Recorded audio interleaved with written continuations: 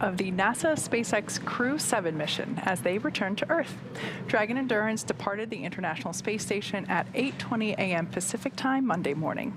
On board Crew 7 are NASA's Jasmine Mogbelli, ESA astronaut Andreas Mogensen, JAXA astronaut Satoshi Furukawa, and Roscosmos cosmonaut Konstantin Borisov. Currently, they're on their way to the targeted splashdown site just off the coast of Pensacola, Florida. My name is Kate Tice, Senior Quality Systems Engineering Manager here at SpaceX, and joining me today from NASA Communications is Sandra Jones. Welcome. Thanks so much for having me, Kate. It is great to be here. Upon departing the International Space Station, Dragon underwent a sequence of departure burns. The crew also had a rest period and has since kicked off preparations for re-entry, including getting in their launch and re-entry spacesuits and successfully performing a leak check on those suits. This next phase of the mission is when things will really start to amp up, and Dragon has a series of steps to complete before returning Crew 7 home. First, Dragon will maneuver to the correct attitude and jettison its trunk, which is the cylindrical, unpressurized part of the spacecraft. The trunk is currently connected to the aft or the bottom section of the Dragon capsule, and that's where the heat shield is located. So, in order to expose that heat shield and get the vehicle ready for atmospheric re-entry, we're going to jettison that trunk. And from there, the spacecraft will use its forward thrusters to perform a deorbit burn, which will put Dragon on a trajectory to return to Earth. This burn will last about 14 minutes once it starts. The deorbit burn uses Draco thrusters on Dragon, primarily the four located on the forward bulkhead, and is executed at the apogee, or the highest point of Dragon's current orbit around the Earth. This will alter Dragon's path to ultimately line it up to re-enter Earth's atmosphere and splash down off the coast of Florida. Splashdown is planned for 2:47 a.m. Pacific, 5:47 a.m. Eastern this morning, again off the coast of Pensacola, Florida. It's all going to go pretty quickly, but before we go any further, let's take a minute to meet our crew. First up is Lieutenant Colonel Jasmine Mogbelli, who hails from Baldwin, New York, and earned a bachelor's degree in aerospace engineering from the Massachusetts Institute of Technology and a master's degree in aerospace engineering from the Naval Postgraduate School. She also graduated with honors from the U.S. Naval Test Pilot School. As an AH-1W Super Cobra pilot and Marine Corps test pilot, she has flown more than 150 combat missions. In all, she accrued 2,000 hours of flight time in more than 25 aircraft. At the time of her selection as an astronaut, Mogbelli was testing H-1 helicopters and serving as the Quality Assurance and Avionics Officer for VMX-1. She is also the proud mom of twin girls. With this mission, she will have logged an estimated 199 days in space during her first space flight, including 6 hours and 42 minutes during a spacewalk. And today, she is the commander of Crew 7. Sitting next to Jasmine is pilot Andreas Mogensen. This is Mogensen's second trip to the space station. His first was as the flight engineer for the ESA Egress mission in 2015. He was born in Copenhagen, Denmark, and graduated with an international baccalaureate from the Copenhagen International School, a master's degree in aeronautical engineering from Imperial College London, and a doctorate in aerospace engineering from the University of Texas at Austin. In 2015, Mogensen became the first Danish person to go to space and currently is serving as the European Astronaut Liaison Officer to NASA's Johnson Space Center in Houston. With this mission, he will have logged 209 days in space across 2 flights. And before we jump into this next one, you might hear some banging behind us. This is a working facility, as you may know, open 24 hours a day, working to build rockets. So if you do hear that, that is some of what you might be hearing in the background. So next up in the role of mission specialist is Japan Aerospace Exploration Agency astronaut Satoshi Furukawa. Furukawa's interest in space began when he was 5 years old and saw the Apollo 11 moon landing on TV. He was also a fan of the Japanese TV space hero Ultra 7.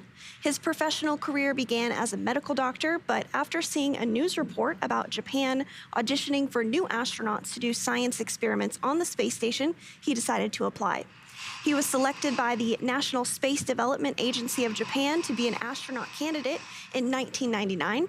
His first mission to the International Space Station was as a flight engineer for Expedition 28 and 29 that launched from the Baikonur Cosmodrome in June 2011.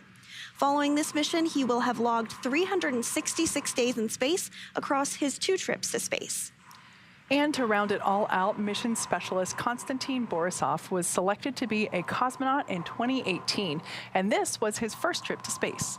He has a Bachelor of Economics from the Russian Academy of Economics, a Master of Science in Operations Research and Systems Analysis from Warwick University in Coventry, UK, and a Master in Aircraft Life Support Systems from the Moscow Aviation Institute.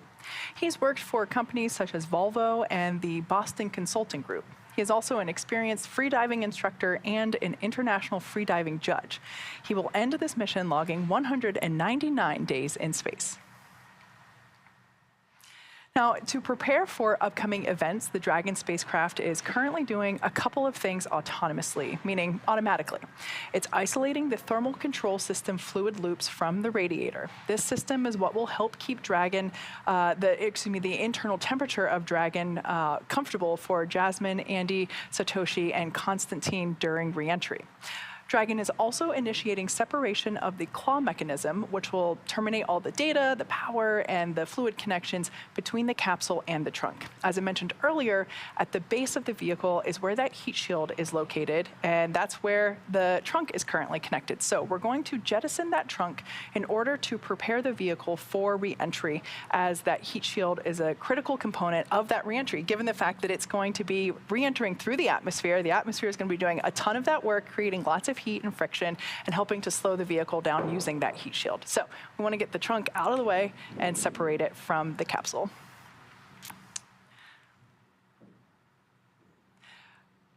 We'll be sure to bring you live views of the vehicle whenever we have them. Unfortunately, due to ground station coverage, we don't always have those beautiful views of the capsule or of the crew inside the capsule, but as soon as we have them, we will be sure to bring them to you. On your screen now is a live view of SpaceX Mission Control here, actually just over to the side of us, and that is where Dragon operators are stationed on console, monitoring and observing the crew and the vehicle to ensure that everything is going as planned. As I said, Dragon is doing several things autonomously, and these operators are monitoring those systems and those checkouts. So let's talk a little bit about the flight history of Dragon. So the development of Dragon for crew started with the Dragon cargo spacecraft. Dragon was designed from the beginning for flying humans to space, so much so that even the first Dragon, like the one just behind us, had a window. Before we could fly humans, our teams implemented a number of design upgrades to make sure both Dragon and Falcon 9 were suitable for flying people, and then put both vehicles through thousands of tests to prove their safety. Dragon is capable of carrying up to 7 passengers to and from Earth orbit and beyond. It is the only spacecraft currently flying that is capable of returning significant amounts of cargo to Earth, and is the first private spacecraft to take humans to the space station. Dragon is fully autonomous, which means that it can basically fly itself. But it also features full manual override capabilities just in case of an emergency. So taking a closer look at it, there you can see an animation. It stands at almost 27 feet tall from the bottom of the trunk to the top of the nose cone, and it's composed of 2 main elements: the capsule, which is designed to hold crew and pressurized cargo, which is the top half, and then the trunk, which is the unpressurized section there at the bottom half. The nose cone at the very top of the capsule protects the docking system and also the guidance navigation control system. The nose cone opens for docking and remains attached to Dragon, unlike the previous version of Dragon, and that helps towards our reusability efforts. So right now, that nose cone is actually open, as we have not yet closed it in preparation for the for capsule reentry. Dragon has a final burn to perform, which will be the reentry burn, where we'll utilize, as Sandra mentioned earlier, the 4 forward bulkhead thrusters located at the top, and we can't use those if the nose cone is closed. So it's still open, and we'll close that after that burn is complete. Now, opposite of the nose cone is the trunk. It provides attachment points for Falcon 9, the Dragon capsule, and cargo. One half of the trunk is covered in, in solar arrays, and that helps to generate power while Dragon is on station. The other half of the trunk contains a radiator that rejects heat from the active thermal control system to space using SpaceX's new Pika tiling technology. The trunk also now has new aerodynamic fins, which help provide stability in the event of an emergency abort. Now, in the event of an abort, Dragon is outfitted with 8 Super Draco thrusters. And like the name implies, they are very similar to the nominal Draco thrusters that Dragon uses for nominal operations, but the Super Dracos are extra powerful, and they will power the astronauts to safety. Dragon's Super Draco launch escape system is a key safety feature of Dragon, which gives the crew the ability to quickly separate from Falcon 9 and safely escape from the time of launch all the way to orbit. This is a feature that no other spacecraft in history has possessed. Dragon is also equipped with 16 Draco thrusters, as I mentioned earlier, used to orient the spacecraft during the mission, including apogee and perigee maneuvers, orbit adjustment, and attitude control. Each Draco thruster is capable of generating 90 pounds of force in the vacuum of space. Inside, the spacecraft is designed to accommodate up to 7 crew members with modular seats that can be removed and replaced by additional cargo. The seats are made of carbon fiber and will be custom sized for any crew members flying on board. It is capable of flying up to 7 individuals, but we only have 4 on board today.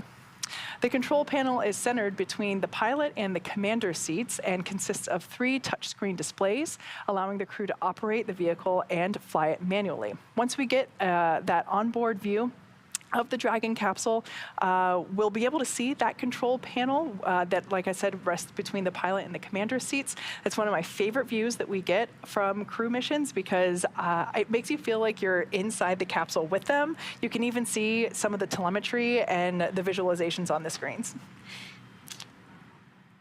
Yeah, absolutely. And you mentioned the trunk as you were talking about Dragon. We are just about 7 minutes away from that trunk separation. Again, we do discard that trunk because it's no longer needed. It provides that power with the solar arrays to Dragon, but because they are about to deorbit and come home, that's no longer needed. So that will be separated here in just a few minutes from now, and then it will harmlessly re-enter the Earth's atmosphere. So while we await that, let's talk a little bit about some of the science that Crew 7 parted in. Over the last 23 years, crews aboard the International Dragon SpaceX deorbit sequence start in 5 minutes. For awareness, this will occur during a TDRS handover. The next SpaceX call will confirm nominal trunk jettison.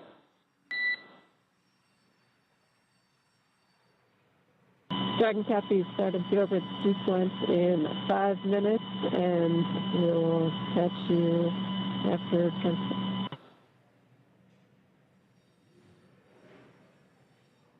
And we did just hear those words from the Corps here in Hawthorne, California, up to Jasmine Mogbelli, the commander of Crew 7, letting her know and the Crew 7 crew know that everything is looking good. They're proceeding towards deorbit and re-entry here, targeting that re-entry at 2:47 a.m. Pacific time this morning off the coast of Pensacola, Florida. And they did mention TDRS. That's that tracking and data relay system. And as Kate was mentioning, we don't always have views of the crew on board Dragon or the International Space Station, just based off of some of the handover between satellites that occurs. So this is expected, but we'll talk to the crew once the trunk is successfully jettisoned. So continuing on to talk a little bit about some of the science on board Crew 7 that they helped to conduct. Over the last 23 years, crews aboard the International Space Station have completed thousands of scientific and educational experiments, and Crew 7 added to that growing number during their 6-month mission to the space station. One of those particular studies is called CIPHER, or the Complement of Integrated Protocols for Human Exploration Research. For longer journeys to the Moon and Mars, scientists are examining how extended time in space affects the human body. Astronauts on missions of various lengths can participate in an integrated set of studies that monitors their health before, during, and after missions. Results could play a pivotal role in ensuring the safety, health, and success of astronauts on deep space exploration missions. Cypher began with Crew 7 and is continuing with Crew 8, which launched and arrived to the space station just last week.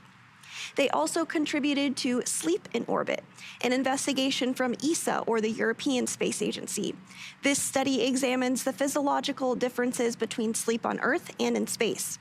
The stages of sleep are related to brain states and can be accessed based on the brain's electrical signals.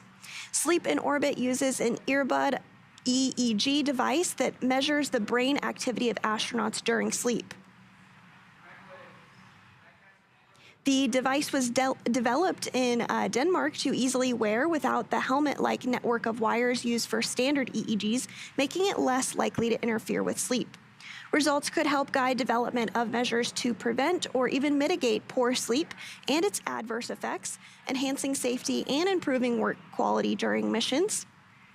Additionally, controlling microbial growth in recycled wastewater is necessary to provide water that is safe for drinking and for personal hygiene, and to protect the integrity of life support systems for human habitation in space. Bacterial adhesion and corrosion studied how spaceflight affects the formation of biofilms, which are communities of multiple species of bacteria that adhere to surfaces. This investigation looked at the ability of biofilms to corrode stainless steel surfaces, similar to those in space station's drinking water system, and examined how well disinfectants cleared out those biofilms. Results could provide insight into better ways to control and remove resistant biofilms, and could contribute to the success of future long-duration missions. So these are just a few of the more than 200 science experiments and technology demonstrations that took place during Crew 7's mission. Now let's talk a little bit about the suits that the Crew 7 crew is wearing. They are iconic, they're gorgeous, and most importantly, they are safe. The suit's primary function is to protect the crew in the event of a cabin depressurization. If that were to occur, the suit would inflate to provide a habitable environment long enough for the crew to return home. The flame-resistant materials on the outer layer also protect the crew in the event of a fire. Custom-tailored, single-piece suit. This means that the helmet, gloves, and boots all remain attached. The helmet is made from a 3D printed nylon and has a visor that pivots open. The quick disconnect, or QD, on the right thigh mates to an umbilical on the seat. This provides air for ventilation, as well as a oxygen, nitrogen, or nitrox mixture for pressurization, and allows for the electronics to be connected all from a single location on the suit. A tubing network inside the suit delivers air to the neck and limbs to keep the crew cool while wearing the suit. The suit's communication system consists of helmet-mounted microphones and in-ear speakers. All in all, it takes less than 15 minutes to put on the suit. Of course, that is also with some practice as well. The suit, like I said, is intended to be used inside of Dragon. It's an intravehicular activity, or IVA suit. When the astronauts move onto the International Space Station, the suits actually stay on board Dragon. They hang them up to dry, and then once they're dry, they get packed away. The astronauts will then use NASA's extravehicular activity, or EVA suit, when performing activities outside of the International Space Station, such as, of course, spacewalks. So a little bit of a difference there between the two suits. Very important difference, because they are certainly made for two different intentions. Yeah, absolutely. And just to jump in on the EVA spacesuits that you were talking about for those external spacewalks, we did have one spacewalk that occurred during Crew 7's mission for NASA, and Jasmine Mogbelli, the commander of Crew 7, conducted that spacewalk. It was her very first spacewalk, and it lasted 6 hours and 42 minutes. Wow, that is a long time for a first one, just to me, having never done one. Right, yeah, they usually are about, 6-7 hours or so. The limit on the time for a spacewalk is what we call consumables. So we often say that a spacesuit is like a mini spaceship. It has all the oxygen that the crew needs to breathe. It purges nitrogen. Everything that they need to live and work in the environment of the vacuum of space is contained inside that spacesuit. So So they can't do that forever. Obviously, there's a limit to how long those consumables last, but typically they are around that 6-7 hour time frame. Very cool. So we just got word that claw separation is currently underway. That is on time. We did hear a call out indicating that it was going to begin at the 48-minute mark, and so it looks like that is tracking on time. The claw is where the umbilicals for the power and the telemetry from the trunk and its solar arrays are connected to the capsule. Once we are disconnected completely, the Dragon will be running exclusively on its battery power. After that claw is completely separated, we will jettison the trunk, and that is once again when we basically separate the trunk from the vehicle, and that allows us to expose the heat shield, which will be critical for re-entry operations as the vehicle is coming back through the Earth's atmosphere. That's right, and it looks like we're now just about 20 seconds or so away from trunk separation, so everything continuing to go really smoothly this morning, and then right after that happens will be the deorbit slew when the vehicle helps to orient itself to the proper position ahead of the deorbit burn, and we'll talk more about that as we get a little closer to deorbit burn now, about less than 5 minutes away from starting, so things That's really great. moving quickly this morning. Yeah, that deorbit burn is important because that is when the crew commits to that exact location. If you've watched our webcasts for Splashdown or crew return missions previously, you know that we're always tracking alternative. We just got word that trunk separation is complete. Dragon SpaceX, nominal trunk jettison.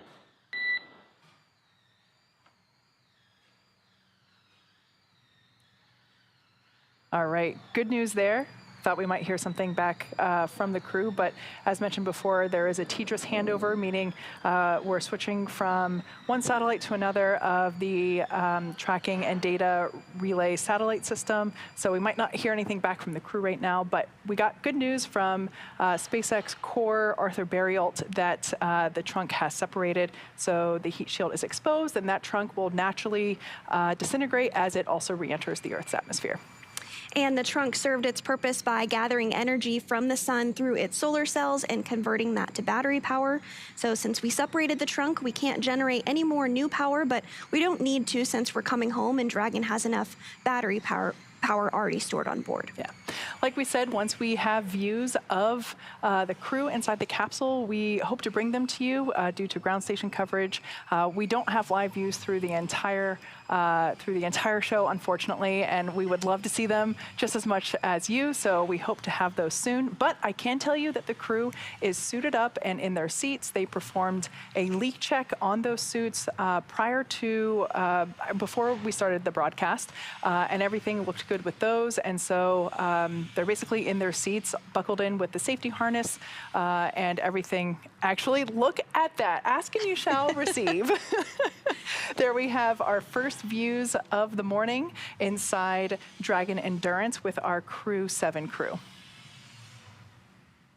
And as you mentioned, Kate, they are suited up for this phase of flight. They do wear those spacesuits during some of the more dynamic phases of flight, for example, during launch and as they reach orbit, as well as docking, undocking, and deorbit and splashdown. And so we are seeing a view here in the center of your screen. That's Commander Jasmine Mogbelli of NASA.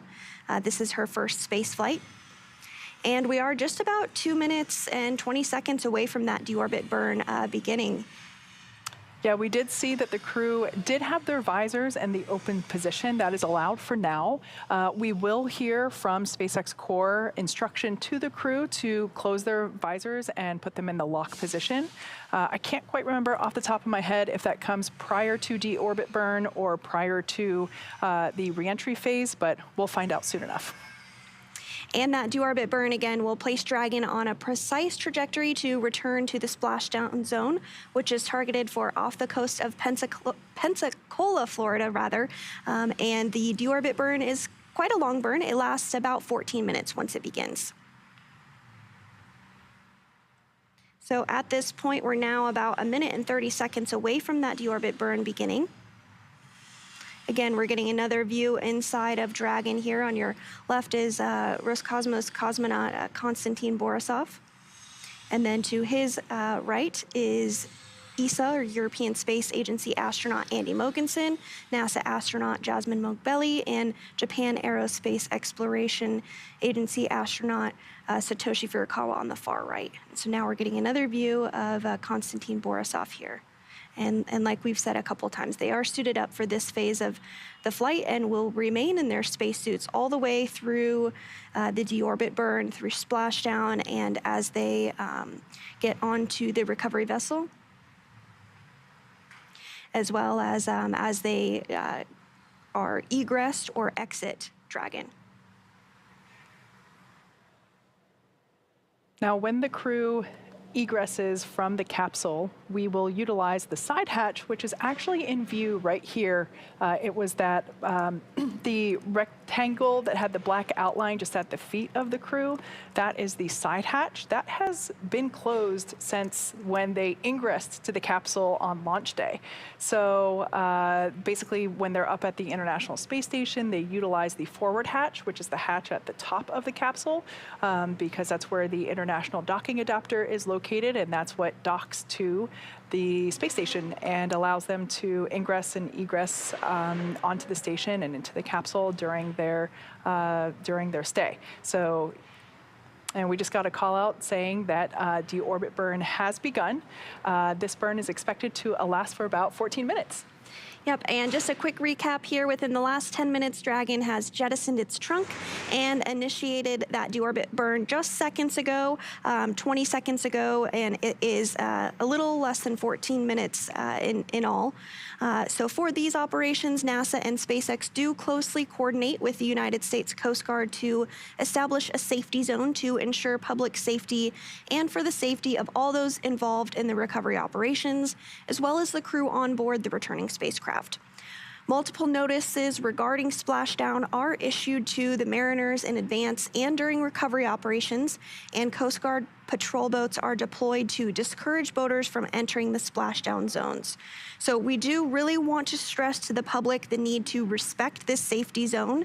Recovering a spacecraft from the water is a hazardous operation, and any other boats interfering increases the risk to the astronauts in the capsule, the teams working to recover them from the water, and the safety of those that come too close. So for the safety of the crew and your safety, we do recommend you sit back and watch, and we'll continue to bring you the best possible views of our astronauts' homecoming. Like I mentioned earlier, this deorbit burn is the last time that those 4 forward Draco thrusters will fire. Dragon Endurance has not yet entered the Earth's atmosphere. This deorbit burn is what will line the vehicle up and put it on its final trajectory to the landing site. Like we mentioned earlier, we're targeting just off the coast of Pensacola, Florida today. Right now, Jasmine, Andy, Satoshi, and Konstantin are using their screens to keep tabs on the burn duration, the Draco thruster firings, and trajectory details like entry angle, capsule perigee, and how much distance remaining until the deorbit burn completes. Dragon is flying itself, so all the crew really has to do is stay strapped in their seats and keep tabs on things, which sounds easy, but I've said it before, I'll say it again. If I were in there, I would be wanting to take off my strap and look out the window because what a view it would be. Now, with Jasmine, Andy, Satoshi, and Konstantin about ready to deorbit and splash back down on planet Earth, they'll be heading to one of 7 targeted sites supported by SpaceX and NASA. All of these sites are located off the coast of Florida, either in the Gulf of Mexico or the Atlantic Ocean. Spreading the supported sites across multiple locations helps to maximize the return opportunities for this mission and future crews, lowering the chance that we'll have to wave off due to bad weather.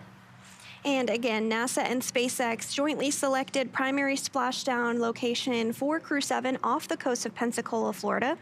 This selection process works with a lot of different variables, including the space station's orbital trajectory, what landing sites are available and have favorable weather, how much free flight capability Dragon has for the trip home, and the sleep schedule for the returning crew members. And so all of those boxes were checked. Pensacola was considered prime, and we are hearing that the weather there is just perfect. The wave height is very minimal, so looking forward to see the crew splash down here in less than an hour.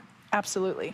Now, in general, for return, we start calculating daily return options based off of the space station's current orbit and Dragon's capabilities to maneuver and line up for reentry. The time from undock to landing at the primary site can vary from less than 6 hours to more than 39. Getting home the quickest comes with some obvious benefits, but we always have to make sure that the crew is properly rested for dynamic operations, which prevents us from scheduling 20-plus hour days for them, thankfully. Trajectory and ballistics experts provide the daily opportunities that would line up with Dragon, would line up Dragon with the 7 landing zones and split them into what we call ascending and descending opportunities. Dragon uses its Draco thrusters after leaving station to execute a series of altitude-lowering maneuvers and to line up with the selected primary site. It can also change to different alternate sites while in free flight if sudden weather moves in, so that we need to avoid half hours before the crew undocks. Everything looking good, though, we are still continuing to target Pensacola. For the Crew 7 return, we looked at a number of weather items. Some of the obvious ones are no rain or chance of lightning in the recovery zone, both for the safety of the crew inside the capsule and the recovery teams on the water. We're also looking for wind speeds less than 15 feet per second or about 10 miles per hour and relatively calm seas so we can safely execute recovery operations, which includes landing a helicopter on the recovery ship to fly Jasmine, Andy, Satoshi, and Constantine back to Florida. Once Dragon began flying free today, we had a number of additional checkpoints to proceed towards the primary site, head to the alternative, or select a new zone based on real-time weather data. These checks happened all the way up until we're in the final hours before the deorbit burn, which is the last burn in the trip home and commits the Dragon capsule to re-entering the Earth's atmosphere. And again, that deorbit burn is currently underway. We're 5 minutes and 35 seconds into it, with just about 8 minutes remaining. Now, we are waiting to hear the call out for nominal burn to confirm completion of the deorbit burn for Dragon Endurance. As we mentioned earlier, when we have views of the capsule, we will bring them to you, but due to ground station coverage, unfortunately, we don't have them for the entire show. But the crew is in their seats, they have their suits on, and they are continuing to monitor Dragon as on its way back to planet Earth. It's like we mentioned before, it's heading to Pensacola, Florida, located in the Gulf of Mexico. On your screen now is a live view of Mission Control Hawthorne, where Dragon operators are standing by, monitoring Dragon's progress and reviewing activity and informing the crew of any changes necessary. And so while we await that deorbit burn to wrap up, we will talk a little bit more about an upcoming cargo flight to the International Space Station. Later this month, SpaceX's 30th commercial resupply services mission to the International Space Station for NASA is slated to lift off from the agency's Kennedy Space Center. SpaceX's Dragon will deliver new science investigations, food, supplies, and equipment to the international crew. NASA and partner research flying aboard the SpaceX 30 mission includes a look at plant metabolism in space and a set of new sensors for free-flying Astrobee robots to provide 3D mapping capabilities. Other studies include a fluid physics study that could benefit solar cell technology and a university project from CSA, or the Canadian Space Agency, that will monitor sea ice and ocean conditions. Commercial resupply by U.S. companies significantly increases NASA's capability to conduct more investigations aboard the orbiting laboratory. And these investigations lead to new technologies, medical treatments, and products that improve life on Earth. Other U.S. government agencies, private industry, and academic and research institutions can also conduct microgravity research through the agency's partnership with the International Space Station National Laboratory.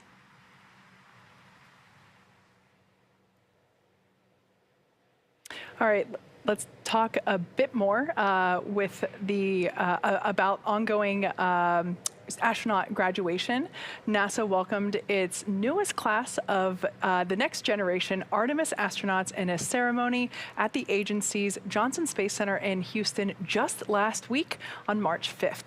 Selected for training in 2021, the astronaut graduates were chosen from a pool of more than 12,000 applicants. Wow, just incredible. And successfully completed more than 2 years of required basic training, including spacewalking, robotics, space station systems, and more.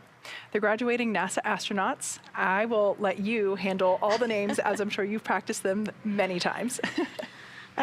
So the graduating NASA astronauts are Nicole Ayers of Colorado Springs, Colorado, Marcus Barrios of Guanabala, Puerto Rico, Chris Birch of Gilbert, Arizona, Denise Bunham of Wasilla, Alaska, Luke Delaney of DeBary, Florida, Andre Douglas of Chesapeake, Florida, Jack Hathaway of South Windsor, Connecticut, Anil Menon of Minneapolis, Chris Williams of Potomac, Maryland, and Jessica Whitner of Clovis, California. So continuing the long tradition of international partnership, two UAE or United Arab Emirates astronauts, Nora Al-Matrusi and Mohammed Al-Mula of the Mohammed bin Rashid Space Center, trained alongside their NASA counterparts for the past 2 years, as well as participated in the graduation ceremony. The graduates are now eligible for flight and may be assigned to missions designated for the International Space Station, future commercial space stations, and Artemis missions to the Moon in preparation for Mars. And NASA has also recently announced the opening for the next round of astronaut applications. So if you are interested, you can apply if you meet the qualifications.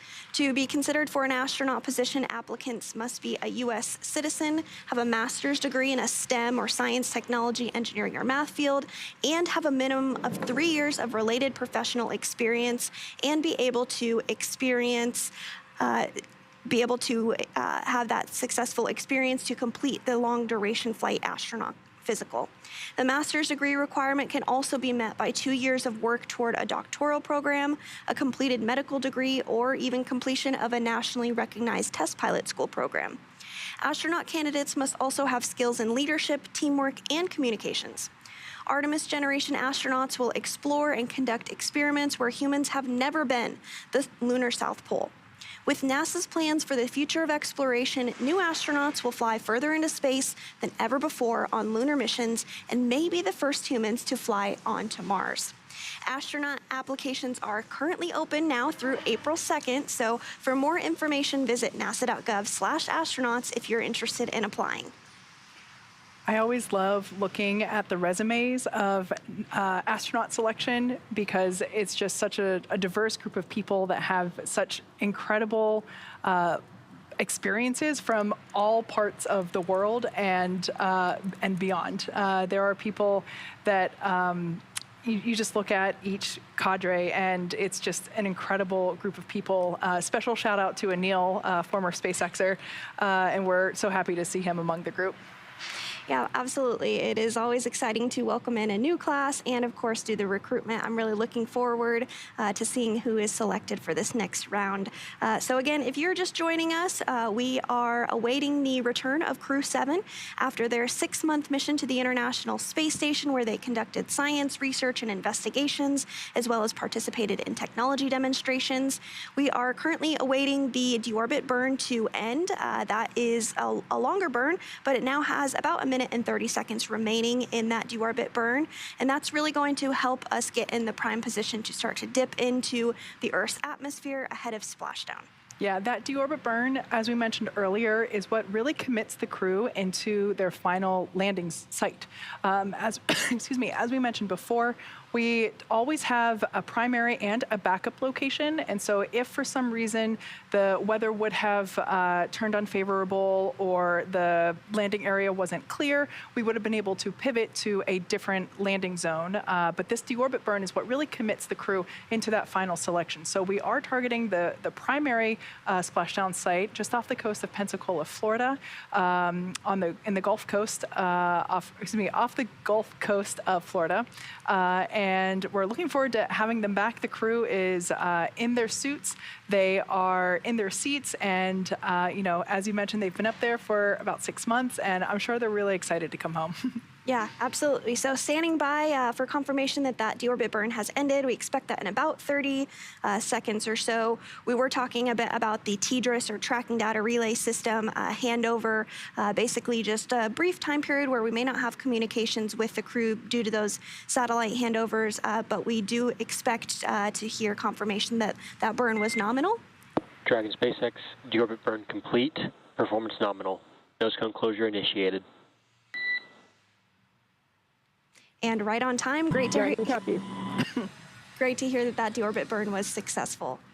Up next, we're going to close the nose cone, which, as I mentioned earlier, is still open as we were using those 4 forward bulkhead Draco thrusters in order to perform that deorbit burn. So now that that deorbit burn is complete, and as we heard, it performed nominal, which basically means normal, which is good news. And in the background, Dragon is going to work to currently inhibit those forward bulkhead Draco thrusters that we just used to complete the deorbit burn, ensuring it's safe to latch the nose cone shut for reentry. And that nose cone will remain shut all the way through splashdown after this point. Also, the vehicle has initiated the nitrox suit purge. This helps to keep Jasmine, Andy, Satoshi, and Constantine cool and comfortable during reentry. That reentry is coming up in about 20 minutes or so. At this point, again, the nose cone is closing to help protect the forward hatch for reentry.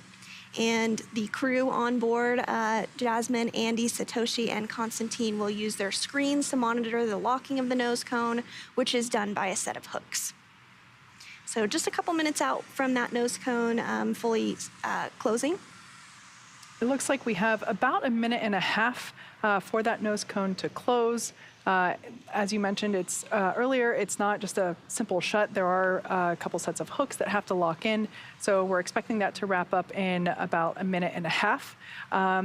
Shortly thereafter, we'll hear a call out. We'll probably hear a debriefing from SpaceX Core to the crew to give them the latest update on final splashdown time, as well as the anticipated loss of signal, or LOS. This happens every crew return mission, where the plasma on the outside of the capsule builds up so much so that communications and commanding of the vehicle are not allowed. And so it basically means that we won't be able to call the crew, and the crew won't be able to call down to us. That typically lasts between 5 to 7 minutes or so. So we should get a pre-reentry brief from the Core, and hopefully we'll get the final update on expected weather. We did hear earlier that the anticipated wind speed was 4.2 knots, and that the wave height was less than 1 foot. So all in all, it should be, fingers crossed, a pretty stable recovery in terms of the crew won't be bobbing up and down too much with high waves. Yeah, I couldn't ask for any better weather. So again, we're standing by for that nose cone to successfully close. That has remained open since the crew launched all the way back in August.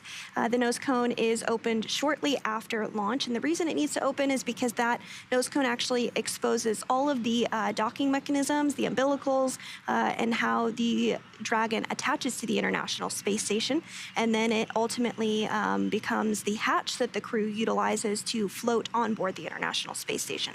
So that has been open for the past 6 months, and right now we're working on that nose cone to be closed. We do expect that call out just moments from now that the nose cone was successfully closed. So we're going to stand by. Actually, we are now hearing that the nose cone has closed.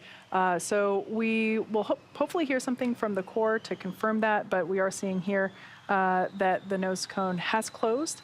Now, as we begin the second half of entry, Dragon is now beginning to inject cooled nitrox, or nitrogen-oxygen mixture, into the suits that are worn by Jasmine, Andy, Satoshi, and Constantine.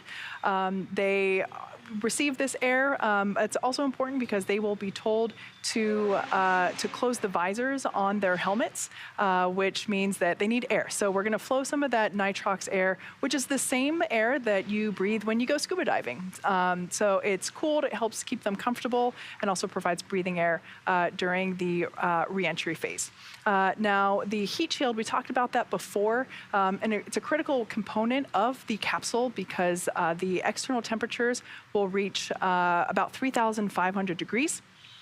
Which means that the heat shield will protect the capsule as well as the rest of the thermal protection system during that re-entry phase. But that heat shield will basically be pointing forward. It will be receiving the atmosphere, and this is a good thing. The atmosphere will actually be helping us out quite a bit this evening, or this morning, I guess it is, as the capsule in its orbital velocity, which is going right now, is going 17,500 miles per hour, and that the atmosphere will actually help to reduce that speed down to about 350 miles per hour, which is when the drogue parachutes will deploy. So the atmosphere actually does us a huge favor by providing that friction that helps to slow the capsule down. It does generate a great amount of heat, though, and that's what that heat shield and the thermal protection system, which are the white panels all around the exterior of the Dragon capsule, although they're not so white after they re-enter. Looks a little bit like a toasted marshmallow.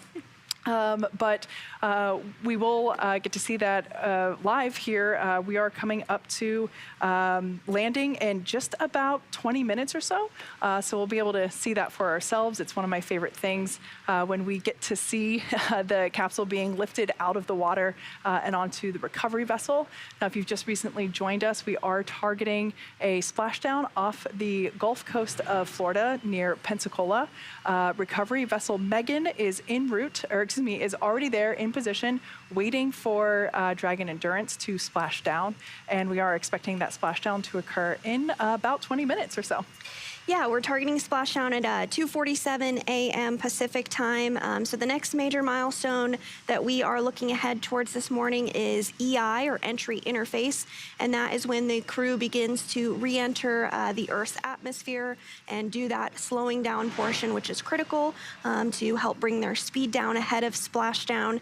And during that time period, we will experience what is known as a blackout period, where we will not have communications or visuals with the crew due to that plasma building up around the heat shield. This is expected, and we will regain communications with the crew when they're on the other side of that blackout. So to talk a little bit more about the heat shield, SpaceX partnered with NASA to develop Pika-X, which was the second generation product used on all Dragon 1 cargo resupply service missions that successfully resupplied the space station on 20 missions. Pika 3.0 was developed specifically for use on Dragon 2 crew and cargo. It has enhanced structural and thermal properties that optimize the heat shield and help drive down the cost and mass as well. The remainder of the Dragon capsule is composed primarily of a SpaceX proprietary ablative material. It's another class of thermal protection which is lighter weight versus Pika. SpaceX, nose cone secured for entry.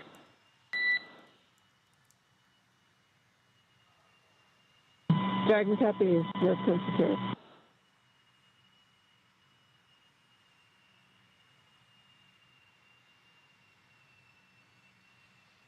All right, just back and forth there with SpaceX core Arthur Berrialt. As I was saying before, the SpaceX proprietary ablative material is another class of thermal protection and is lighter weight versus Pika, and it helps protect the underlying composite structure during reentry in order to ensure that the structural capabilities are maintained, which is super important because we reuse these capsules. And while Dragon will experience temperatures well over 3,000 degrees Fahrenheit during peak re-entry conditions, the characteristics of the TPS thermal protection system, coupled with the Egress environmental control and life support system, is the pressurized interior that will ensure that Jasmine Mogbelli, Andy Mogensen, Satoshi Furukawa, and Konstantin Borisov stay cool and comfortable during all phases of re-entry through splashdown. After Dragon Endurance has re-entered the Earth's atmosphere, a series of parachutes will deploy to slow the crew's descent. First will be the 2 drogue chutes, followed by the 4 main chutes to guide Dragon to its first contact with Earth since launching in August of last year. Dragon will automatically deploy these parachutes when different pressure and positioning sensors on the capsule detect that they're at the right speed and altitude. The vehicle's velocity at drogue deploy is approximately 350 miles per hour, and those drogue parachutes do deploy at about 18,000 feet. Vehicle velocity when the main deploy is initiated is approximately 119 miles per hour, and those deploy at about 6,500 feet. And then vehicle velocity when they do splashdown is about 16 miles per hour. And that, of course, is at 0 feet. So those drogue parachutes, we mentioned before that the atmosphere does quite a bit of work in order to slow the vehicle down as it is re-entering the atmosphere. The drogue parachutes also do a tremendous amount of work. I want to give a special shout out to our Bloomfield, Connecticut site that manufactures our drogue parachutes, SpaceX parachutes. And I've seen the drogues in person, and it is incredible how small they are. Let me rephrase that. They look small on camera, but they're actually much bigger than I thought they were, and it's just incredible how mighty they are, even though they're not nearly as big as the main parachutes are. Like Sandra mentioned, they basically bring the capsule down from 350 miles per hour to about 119 miles per hour. So those drogue parachutes are important not just for stabilizing the capsule, but also helping to decelerate it even further.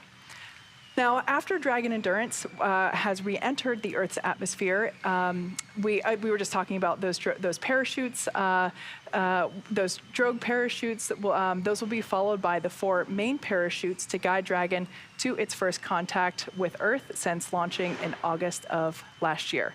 Dragon will automatically deploy these parachutes when different pressure and positioning sensors on the capsule detect that they are at the right speed and altitude. So we have a lot coming up in basically the next 10, 15 minutes. Yeah, we're targeting splashdown about 25 minutes from now. That entry interface beginning in 10 minutes, about 11, I would say, actually, and then blackout about 12 minutes and 50 seconds from now. So it's going to start to really ramp up. But again, everything is moving along smoothly. We did have the trunk that separated successfully. The nose cone has been closed. We had the deorbit burn that was successful as well. So now we're just waiting for Dragon to dip down a little further into the atmosphere, that orbit to be lowered so that they can begin that entry interface portion of today's flight. Exactly, and that is expected. The crew knows, the point of time in which that will occur, and typically we start to hear the crew hail back at us. Typically a little bit earlier than the predicted loss of signal period is. So all of this coming up in the very near term. As we mentioned earlier, things go kind of quickly. It seems like they were just undocking moments ago, and here they are already on their way back to planet Earth. Once again, we are anticipating a splashdown time of 2:48 a.m. Pacific time here, or 5:48 a.m. Eastern time. The wind speed is about 4 knots, so pretty mild, and the wave height is less than 1 foot. So all in all, really good. As for night recovery versus day recovery, this capsule in particular, Dragon Endurance, has only done night recoveries. So we've actually done nighttime splashdowns for Crew 1, Crew 2, Crew 3, Crew 5, and Crew 6, and soon Crew 7. And Dragon Endurance supported Crew 3, Crew 5, and of course Crew 7. For entry briefing.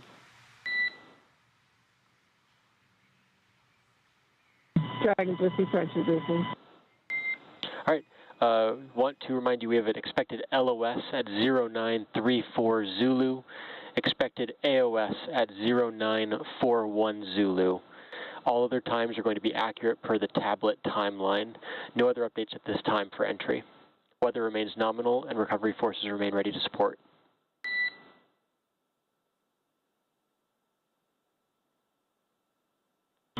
Dragon Captains, expected LS from 0934 to 0941, and copy on the weather and recovery forces.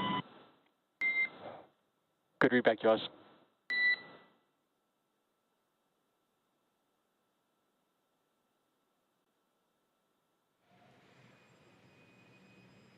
And so those communications from the ground here in Hawthorne, California, up to Crew 7 Commander, NASA astronaut Jasmine Mogbelli, letting her know about some of the expected events that are ahead.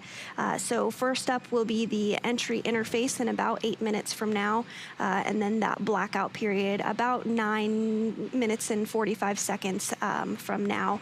We will have a loss of signal period during that time period, and then we will have splashdown. We are targeting that splashdown again for 2:47 a.m. Pacific time, and that is 22 minutes and 30 seconds from now. Everything continuing to move along smoothly. The weather off the coast of Pensacola, Florida is ideal and perfect for splashdown. The crew is feeling good. They're suited up. They've completed that deorbit burn. The trunk has already been separated. The nose cone has been closed. So we're continuing to check through those milestones, and again, looking forward to that entry interface in 7 minutes from now. And it looks like we are getting some views inside the capsule right now. That is NASA astronaut Jasmine Mogbelli, who is the commander. She's the prime one you see in your screen there, and this over-the-shoulder view as well, showing European Space Agency astronaut Andy Mogensen.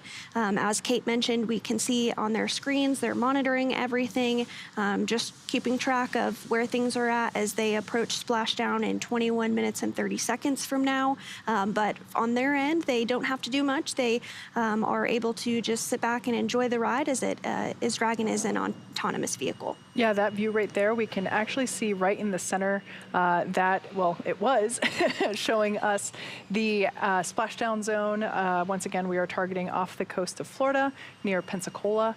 And that display, I believe they're able to track Dragon live as well. So that was a static view of where they are targeting, but I believe they can also track Dragon as well, which would be really fun if you're sitting there and you happen to be, re-entering over your hometown, wave below to friends and family. I think that'd be a pretty cool experience.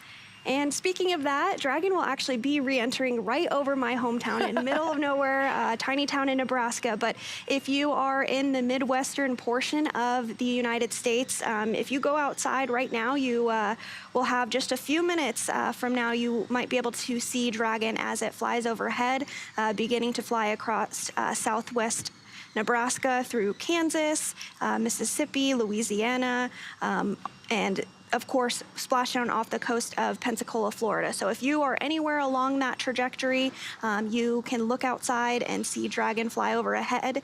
Again, that entry interface, when we expect Dragon to maybe first begin to be visible, will be at about 5:36 a.m. Eastern. So head outside now, and you can maybe listen to the broadcast on your phone, and we'll keep you updated. And hopefully we'll see some photos from you all of seeing Crew 7 re-enter the Earth's atmosphere.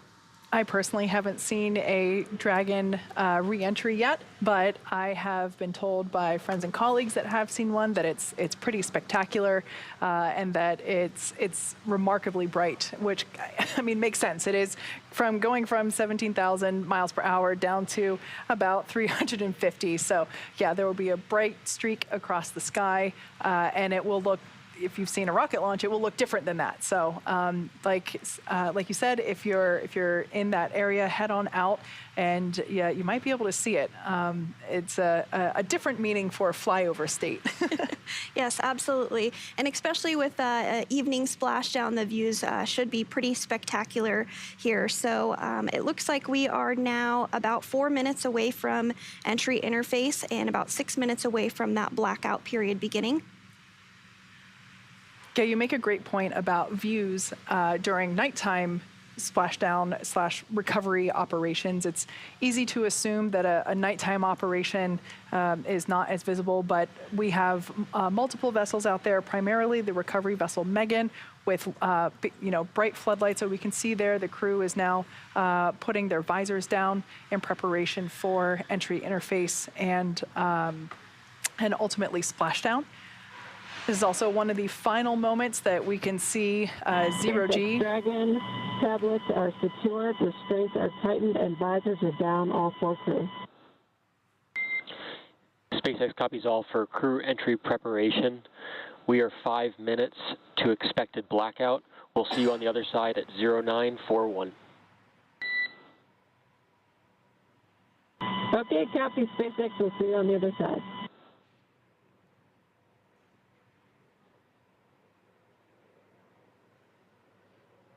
And Okay, so, sorry, I was just going to say that was SpaceX core Arthur Berrialt letting the crew know that they're about 5 minutes out from that entry interface, and that we expect to get their signal back, also known as acquisition of signal, or AOS, at 0941 UTC, which will be 2:41 Pacific. So we should expect to hear Jasmine's voice once again.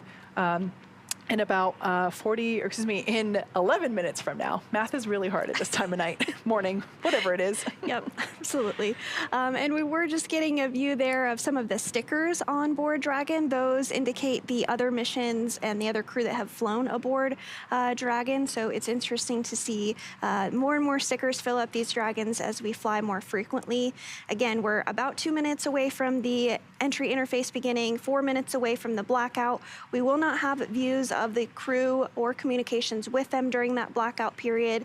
But as the Corps mentioned to the crew just moments ago, we'll see them on the other side once they've re-entered the Earth's atmosphere and ahead of those drogue deploys and then the main. So again, if you are in any of those states that we mentioned, Nebraska, Kansas, Louisiana, Mississippi, Arkansas, head outside right now and you might be able to see Dragon streaking through the sky in just about 5 minutes from now. Pretty spectacular if you're up. It's something you don't want to miss. Now, you mentioned the stickers. Those were placed there by previous missions flown on this Dragon, which was Crew 3 and Crew 5.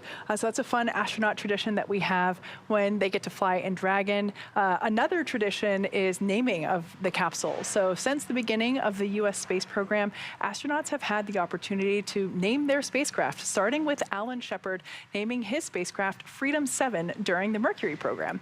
In keeping with this tradition, each of the NASA Dragon spacecraft astronaut crews have had the opportunity to select a name for their Dragon if it was the first mission for that Dragon. So Endurance was first flown on NASA's Crew 3 mission, which is the capsule today. NASA astronaut Rajachari announced the name Endurance ahead of the Crew 3 mission, which he served as commander. It has since flown on the Crew 5 mission and, of course, now the Crew 7 mission, totaling 3 flights for this spacecraft. A nice little timeline there for the different capsules that we have. We also have Dragon Endeavour, which was the first crew capsule that we launched with crew. Of course, that was with NASA astronauts Bob and Doug, our beloved space dads, flying in the Demonstration Mission 2 mission. That was in, gosh, I believe it was in March or May of 2020. It seems like it was just yesterday in many ways. And then we also have Dragon Resilience, which supported multiple missions, and Dragon Endurance that we have today, as well as Dragon Freedom. So all in all, 4 current capsules that are active in the fleet. And like you said, every time a crew flies in one, they get to put a mission patch on the inside of the capsule. And they also get to sign the white room of the launch tower right before they ingress into the capsule for their launch day. So we like our traditions. Yes, lots of traditions all around.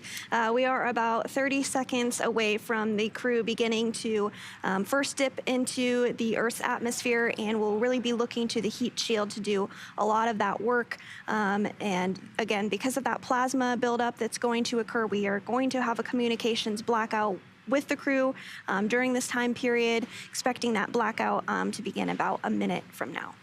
Yeah, that anticipated loss of signal, or that blackout period, will be about 6 minutes long, 6.5 minutes, and about a minute away, as you just said. So this happens every crew mission as the capsule is re-entering through the Earth's atmosphere, as that plasma builds up around the side of the capsule during that re-entry period, as it's coming back through the atmosphere. Right in space, there is no atmosphere, but when it's re-entering, it's starting to come back through the atmosphere, which ultimately builds up friction, and that translates into energy, such as plasma forming on the exterior of the capsule. But the crew stays quite comfortable inside the capsule. They have cooled nitrox, or nitrogen-oxygen mixture, flowing through their suits, and that helps keep them cool, as well as the thermal systems within Dragon. It also helps to make sure that they stay pretty comfortable, even though the external temperatures can reach 3,500 degrees. So at this point in time, like we said, we are entering that communications blackout period right now, actually. And this lasts about 6.5 minutes due to the plasma formation around the spacecraft, as I said. Now, during this time, no vehicle telemetry is received by Mission Control or the recovery team, and no external commanding of the vehicle or voice communication is possible. But as a reminder, Dragon is designed to fly itself. During reentry, the vehicle will be slowing down from an orbital velocity of about 17,500 miles per hour. The top temperature that Dragon will experience upon reentry is about 3,500 degrees Fahrenheit, and we do expect this blackout period to last for another 6 minutes or so. We are expecting to hear back from Jasmine at 0941 UTC or 2:41 a.m. Pacific time, and sometimes we actually acquire that signal earlier than anticipated, so we might actually hear from her a bit sooner than that. And this is my one last plug, because it does not always re-enter over the United States. If you are in those states we've mentioned several times, go now. This is literally, you have like 30 seconds, so sprint outside and go and see it. We are very much so looking forward to seeing the crew splash down and seeing them re-enter from our side, but it's not going to be the same view, certainly, as what you all will have. So I hope some of you are out there looking up and enjoying the view for us. Absolutely. Now, we do hope to bring you views from a thermal tracking cam that we hope to have once the capsule is visible. I believe the WB-57 might be on the prowl tonight, and hopefully we will also be able to bring views. We have cameras located on our recovery vessel, Megan, which is in place awaiting splashdown. It's about a mile or so away from the splashdown site, and so we'll also have cameras there. So as soon as we have something to bring you, we certainly will. Once again, the capsule is going from orbital velocity about 17,000 miles per hour down to a speed of about 350 miles per hour. At that point in time, the drogue parachutes will deploy. Those are the smaller parachutes that help to stabilize the capsule and help decelerate it even further, down to about 119 miles per hour. At that point in time, and that's roughly at about 6,500 feet above the ocean surface, the main parachutes will deploy. And once again, we will hopefully bring you views once we have those. And then, of course, once those main parachutes deploy, it's just a few seconds. Excuse me, it's actually more than a few seconds, because it's several thousand feet off the ocean floor. Ocean surface, excuse me. But ultimately, those main parachutes will help to decelerate the capsule down to about 16 miles per hour when it ultimately splashes down. And we are expecting that splashdown time to occur at 5:47 a.m. Eastern Time, 2:47 a.m. Pacific Time. Yep, now less than 10 minutes, and then once splashdown occurs, we'll continue to walk you through all of the recovery operations and step through those together and explain what you're seeing on your screen. But it really is a testament to all the hard work and the folks that are pulled together to do these recovery operations. As you said, the boat was staged earlier this evening, and everything is set up and ready for Crew 7 to splash down 9 minutes and 30 seconds from now. We expect that acquisition of signal, that blackout period, to end in about 4 minutes or less from now. Again, as you mentioned, we might begin to hear the Corps start to call out to the crew to see if they've regained communications with them yet. Sometimes it happens a little earlier than we expect, sometimes a little bit later. All of that is normal. It just is dependent upon when we regain communications with the crew. So again, we're expecting that acquisition of signal in about 3 minutes and 30 seconds, and it looks like we are getting our very first view of Dragon there on your screen. green.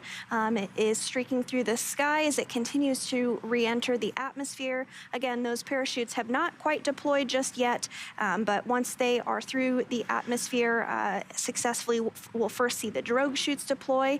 We're targeting 2:43 a.m. Pacific for that, and just seconds later at 2:44 a.m. we'll see the main chutes deploy, and of course splashdown at 2:47 a.m. Pacific off the coast of Pensacola.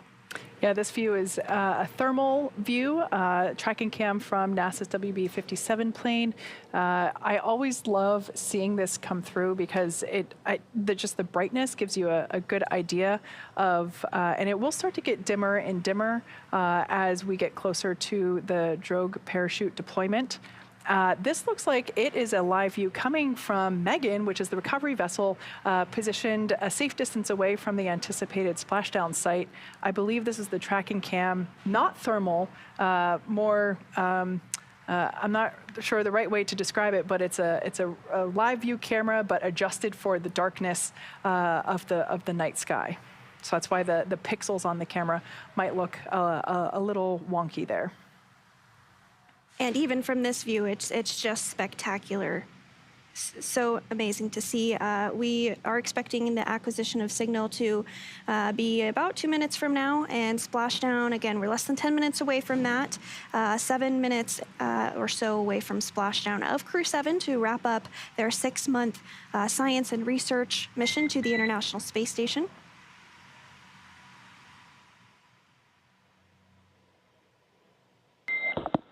Dragon SpaceX, comm check. SpaceX Dragon, we have you loud and clear. All right, so that was the voice. We have you the same. Expect automated chute deployment. That was the voice of Commander Jasmine Mogbelli. Dragon copies, automated chute deployment. Great to hear her voice on the other side of the comms blackout. And a great view here, that thermal cam showing us live reentry of the Crew 7 team on board Dragon Endurance. And the Corps also did let Jasmine Mogbelli and the Crew 7 crew know that they expect a nominal or normal drogue chute deploy, expecting us to maybe begin to get some views of that here in about 1.5 minutes or 2 minutes from now. And then following that will be the main chutes that deploy. Continuing to get some really incredible views of Crew 7. Dragon SpaceX GPS has converged. Expect nominal altitude for drogue chute deploy.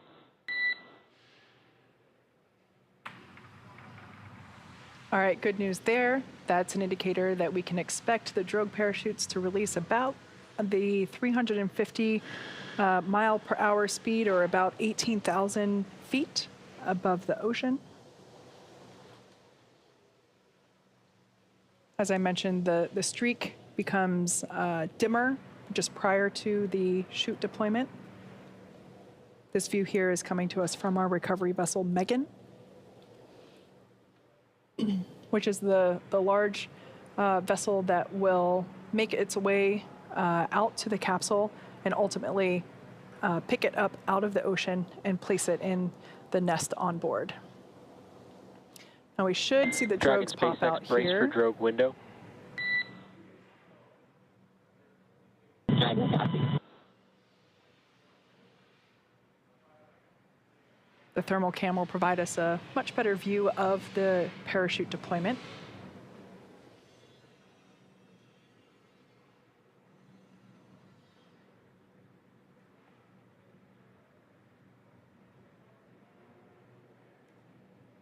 So we are standing by for those drogues to deploy. We should see that begin to happen here any second from now. Tracking to about 15 seconds until drogue deploy. Once again, Dragon is reading its altitude as well as barometric pressure to determine when the appropriate, and there we can see the drogues deploying now, the appropriate time to deploy those drogue parachutes.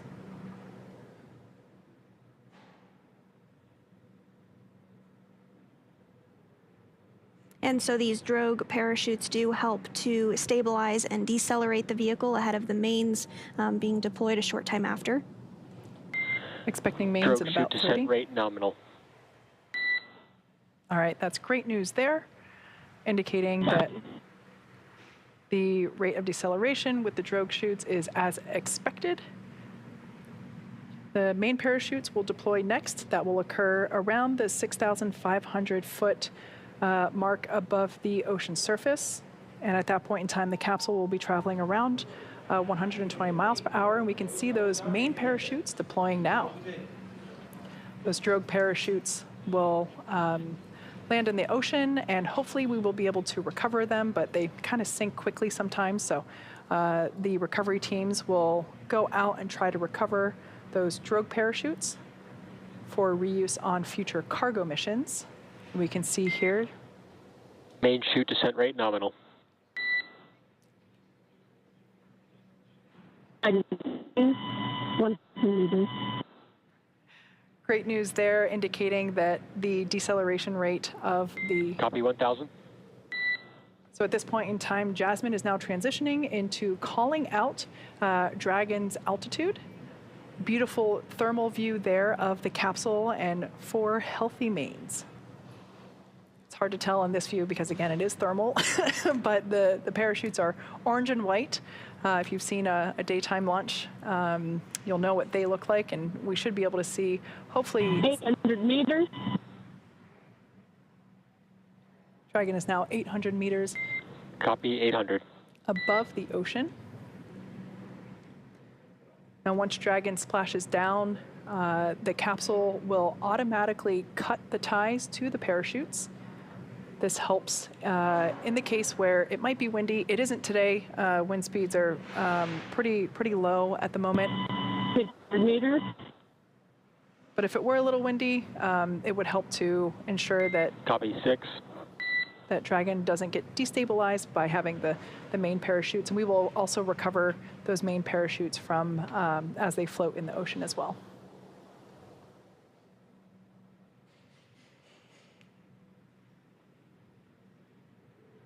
And standing by for that splashdown, now about a minute away from that or less. 400 meters. 400 meters is what Jasmine just called out. So the next call out we'll hear is for 200 meters, and then of course splashdown. So continuing to get great views of 4 healthy mains as well as the Crew Dragon with 4 astronauts on board.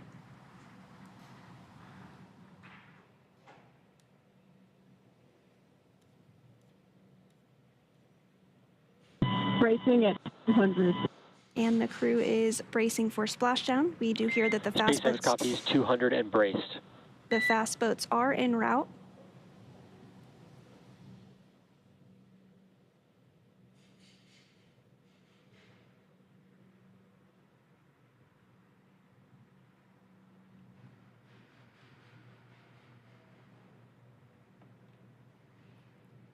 Standing by for splashdown.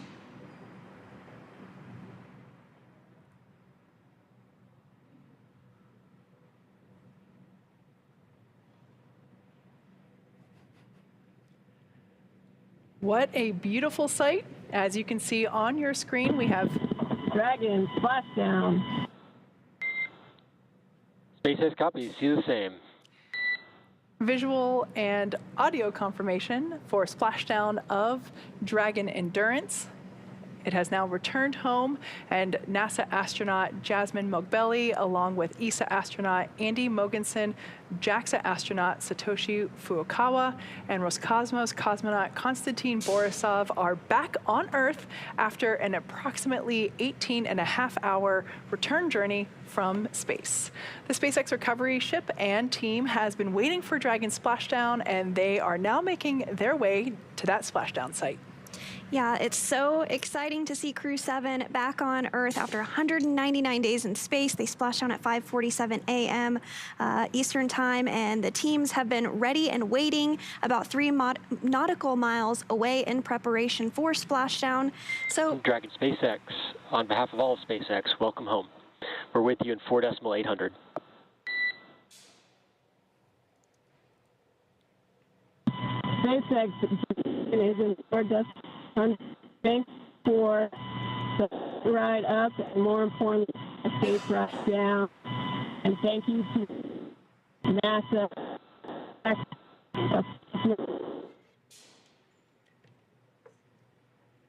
To be back on planet Earth.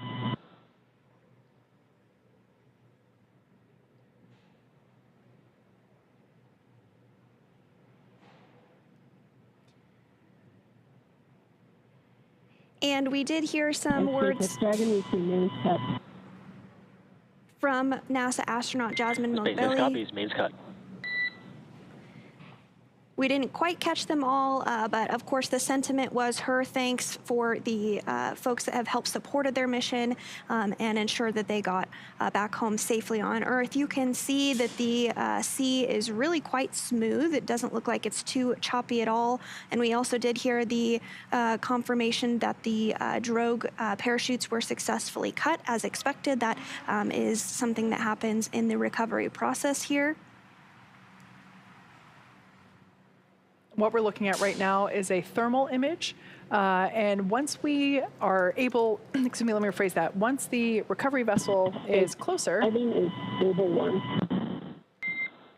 Copy, stable 1. So that was just Jasmine reporting on Dragon's position for splashdown. This orientation is known as stable 1, as we've seen in all of our Dragon splashdowns. But once Megan gets closer, recovery vessel Megan gets closer to the capsule, we'll be able to have not thermal, but just regular views, because those vessels that are on its way, the fast boats, as well as Megan, have lights and bright lights at that. And so we'll be able to see better views of Dragon once the recovery vessel gets a little bit closer. But that takes several minutes to complete, as the capsule, as the recovery team has been waiting 3 nautical miles away from the splashdown site. So it'll take a few minutes for Megan to chug along over to recover the Crew 7 team. And we did see a lot of social media hits of folks in the Midwest as they watched Crew 7 re-enter the Earth's atmosphere. But we actually have someone on the phone who had a bird's eye view on the recovery vessel Megan. We have NASA's Rebecca Turkington, a NASA Public Affairs Officer at the Johnson Space Center, who was on the boat during the re-entry and splashdown. So again, she had a great firsthand view of the crew returning and splashing down. So Rebecca, how can you hear us? Dragon SpaceX is go for clear. recovery personnel to approach. Expect personnel alongside in 1 minute. That's great to hear, Rebecca, and we are hearing some communications to the crew. Expect recovery personnel in 1 minute. That we do expect the recovery personnel to begin to approach. Permission to come on board via the display camera view only. So while we work through that. Hey, Sandra, how do you hear me?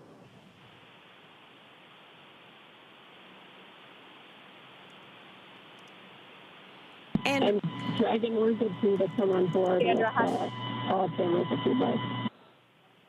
And Rebecca, we're going to come back to you in just a minute as we work through these dynamic operations for recovery. Stand by and we'll be back with you in just a minute.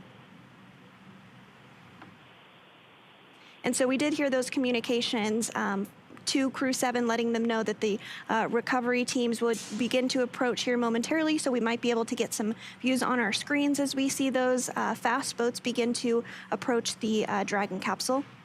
Exactly. So there's, excuse me, a couple fast boats that are dedicated to retrieving the parachutes out of the water, as well as a fast boat that will be dedicated to approaching the capsule and basically using personal protective equipment to for the folks that are on the boat, because at this point in time, Dragon has just come back from space. It's possible that there are some residual hypergolic fumes around the Draco thrusters and around the nose cone. So the team is actually going to approach with a hypergol sniffer. SpaceX, just for awareness, we are on board with the display camera at this time.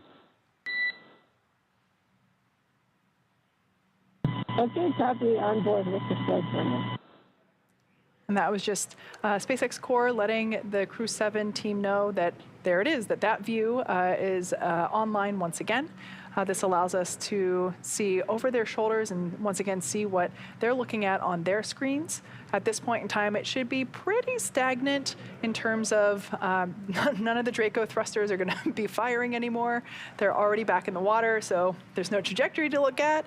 And there we can see on the right-hand side of your screen one of those fast boats approaching the Dragon Endurance capsule. And as I was saying, there could be residual hypergolic fumes or left over around the Draco thrusters or around the nose cones. So that team is actually approaching with PPE or personal protective equipment such as respirators and masks to approach closely Dragon Endurance, but they will actually use a hypergol sniffer to detect whether or not there are any of those fumes lingering.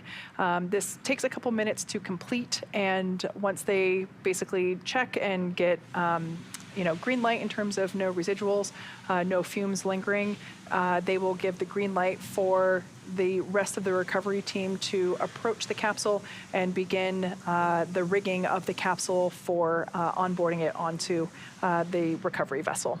But I think the communications have slowed down for a minute, so I'd love to hear what it was like on the boat. Yeah, absolutely. So let's go back to Rebecca Turkington, NASA Public Affairs Officer, who was on the boat during Crew 7 re-entry and splashdown. And let's see if we do have a good comms check with her at this point. Rebecca, can you hear us? Yes, I can. How do you read me? We've got you loud and clear. Thank you so much for your patience there as we work through some of those communications back and forth with the crew. So I would love to know, Rebecca, how was the view from the recovery vessel? What was it like? Tell us everything. Well, I think a lot of us on board the ship have a new core memory after seeing Dragon splash down this morning. We were about 1.5 nautical miles away from the landing zone, had a great view from the front of the ship. We saw the spacecraft appear across the horizon, a gorgeous reflection on the ocean, heard a really nice sonic boom, and we tracked Dragon all the way down to splashdown.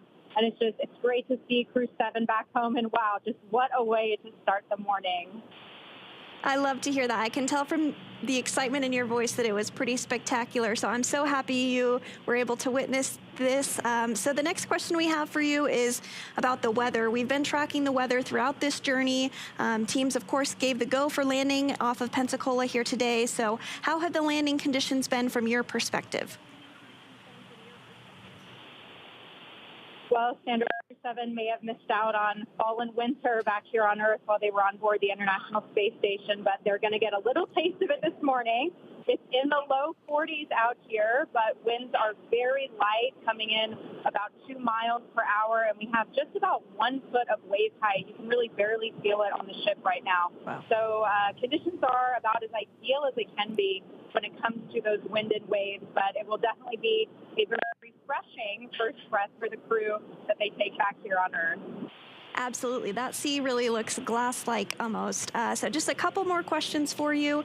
Can you describe the journey of the recovery forces to get to this point and what that entailed? Yeah, absolutely. So our original journey started almost close to a week ago in Florida with so many teams coming in to make preparations for the crew's return. After Pensacola was selected as our splashdown site, the recovery team and the vessels were relocated here. And for splashdown this morning, it was an early start. We took a series of helicopters out to the recovery vessel starting at about 4.5 hours before splashdown. The medical team and recovery director were on that first flight, Dragon and then SpaceX, the rest of us followed after hypergol that. sweeps and unfired ordnance checks are nominal. Rigging is now in progress. That's great to hear, Rebecca, and we are hearing that the hypergol... Stand by for PMC with SpaceX flight surgeon. Dragon is happy as well, standing by for PMC. Again, we are hearing that the hypergol checks were nominal. They did not detect any of that. So our very last question for you, Rebecca, before we continue to talk through the recovery process is what's next to retrieve the crew?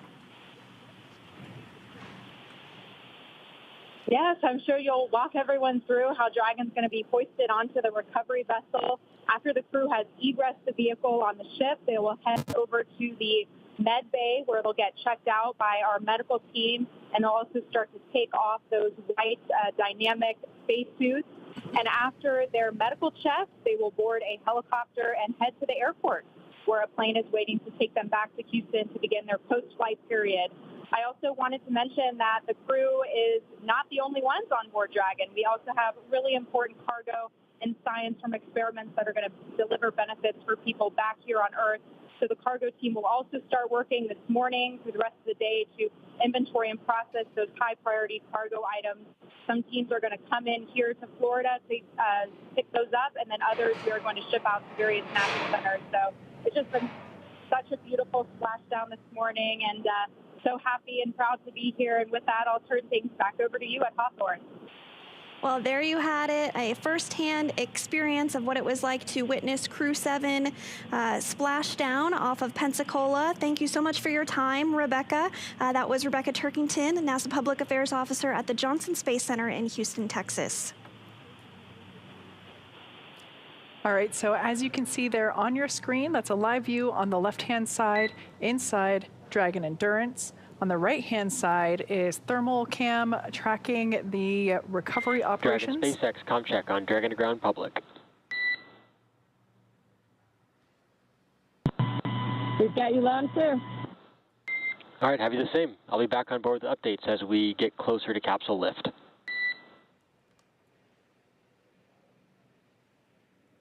Okay, we copy. Thanks. So while the Crew 7 crew members were doing their private conference with the flight surgeon post-splashdown, just an initial check to make sure that everybody's feeling okay, doing good. We took those comms out, and so that was just a check to make sure that we got the comms back on the public feed. This is actually here our first live view of a normal camera of recovery operations. SpaceX, be advised, we're going to be transitioning the forward link. Comm will be unavailable for approximately 5 minutes.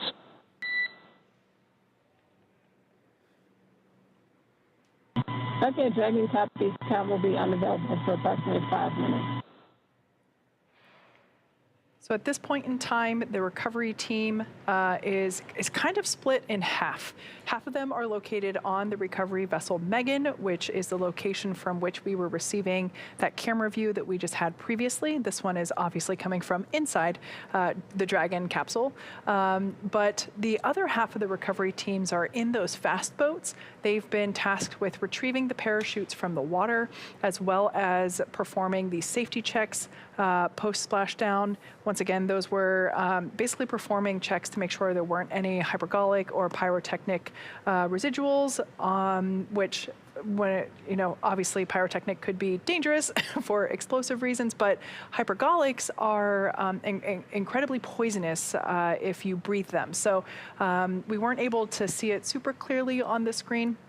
However, the crew out there had personal protective equipment to ensure that they were breathing, clean air while they were performing those checks.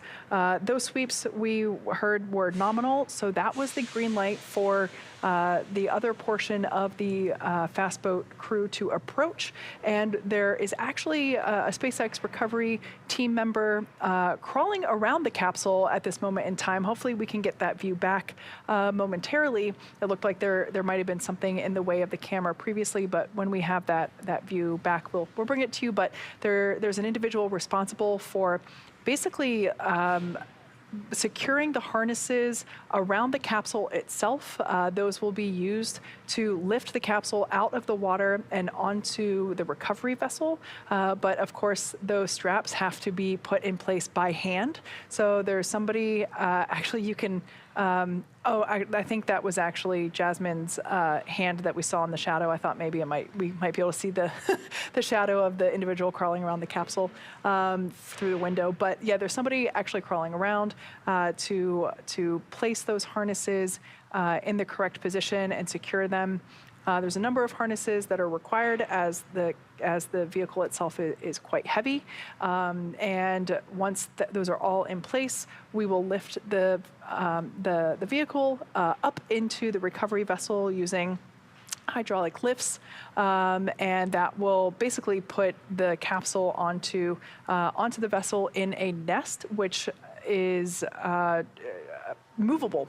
We basically plop the capsule into the nest on the aft end of the vessel, and then we translate, or we pull that nest forward so that the side hatch is at the unloading platform, which of course is where we will see the crew egress from the capsule. Now we can actually see that side hatch where they are about to egress from there at the bottom center of your screen. It's the item there that is in a black outline. Pardon me. That side hatch is the same hatch that they used to ingress. How many days did you say? 199 days? Yes, they were in space for 199 days. Of those, 197 were on board space station, of course, to include the transit to and from space station. Gotcha. So all that time, that side hatch has remained closed as the crew was utilizing the forward hatch to ingress and egress the space station, of course, because that's where the docking adapter is located. So that's the point in which Dragon has to dock with the space station. So yeah, that side hatch that we can kind of see there, it will open for the first time in hundreds of days, and it will be Crew 7's first breath of fresh air since they lifted off. That side hatch, of course, goes through multiple checks while it's still on the ground, and it obviously is not intended for use while it is while the vehicle is on station. Yeah, absolutely right. And if you're just joining us, it's been a busy but very exciting early morning for us here in Hawthorne. Crew 7 splashed down off of the coast of Pensacola, Florida at 2:47 a.m. Pacific time.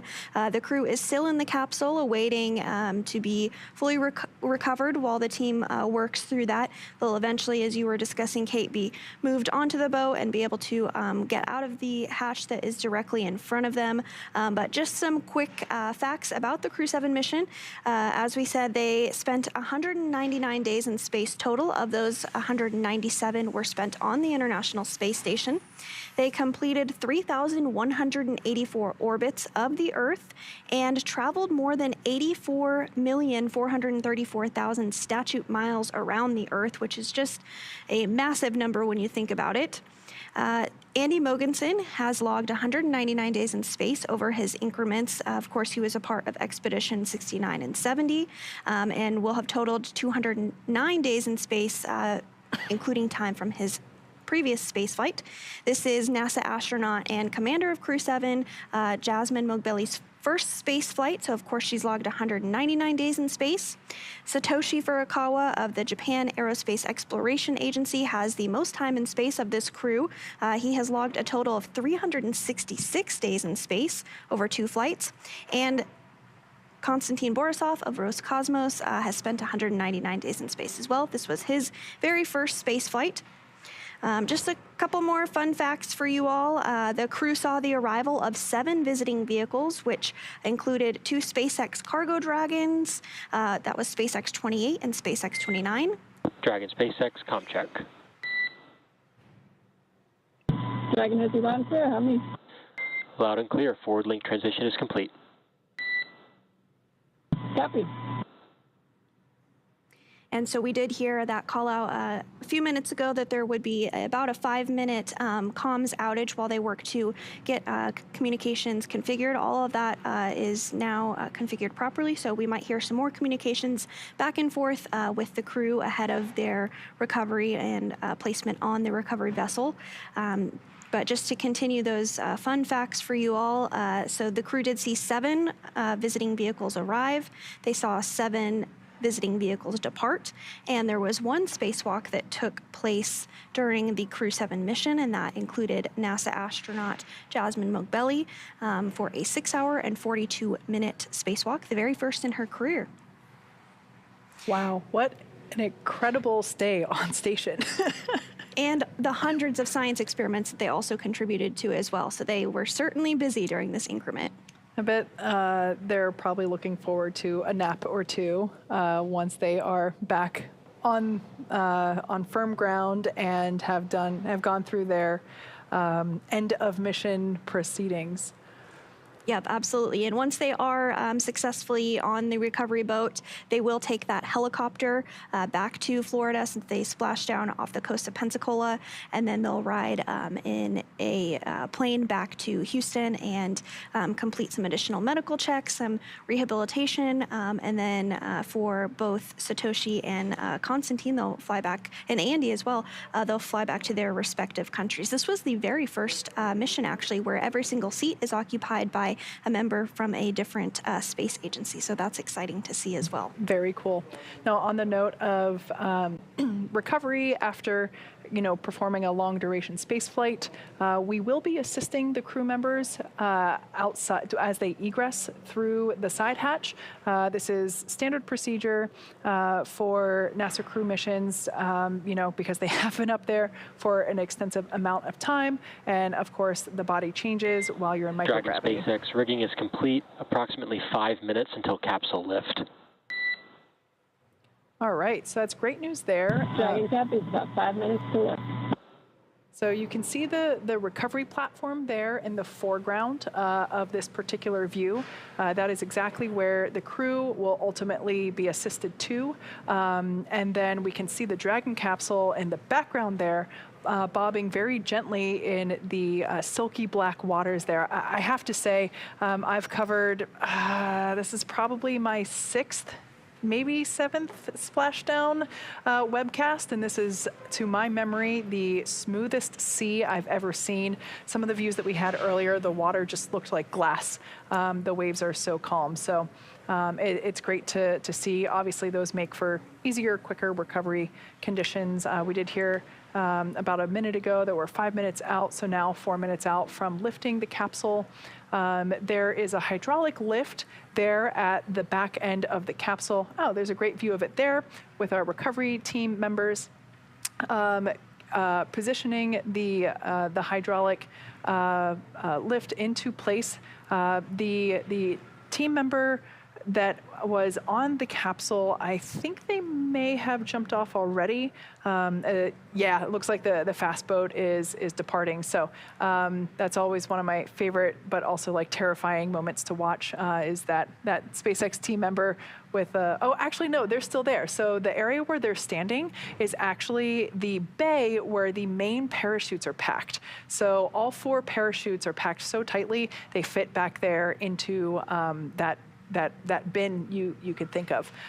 So that SpaceX recovery team member is doing the final preparations for the harnesses there on Dragon Endurance, which will be basically hooked onto by the rigging. We can see that hydraulic lift now being lowered.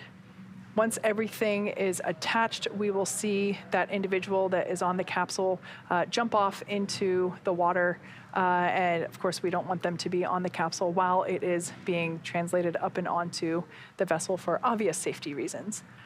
And Dragon will remain in the nest during the crew extraction and then for the journey back into port. So we'll stand by for that lifting to happen just a couple minutes from now once they get everything successfully secured. And so I did just want to jump into, we were talking a bit about the crew and how they would be helped out of the capsule, and this is a very standard procedure for NASA. Dragon SpaceX, brace for capsule lift. Dragon Cappies, bracing for lift. And so we will see that individual jump off the capsule here in just a second, and then the capsule will be lifted onto the recovery vessel. I like to think of this as the SpaceX swan dive. And there we can see jumped in and is now making his way over to the fast boat where his SpaceX recovery team members will pull him on board just like that. And now don't blink because the lifting of the capsule takes just a matter of seconds. It's quite smooth and happens rather quickly. Like you were saying, we're going to lift that up out of the water and place it in the nest. That nest will then get translated to the recovery deck, and there we can see Dragon Endurance now being lifted out of the water using those hydraulic lifts. Swinging a little bit, but it will be centered using the tethers and then placed into that nest once centered.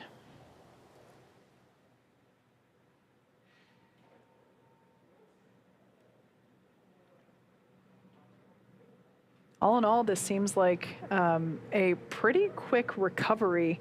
Let's see, if we had splashdown at 247. 57.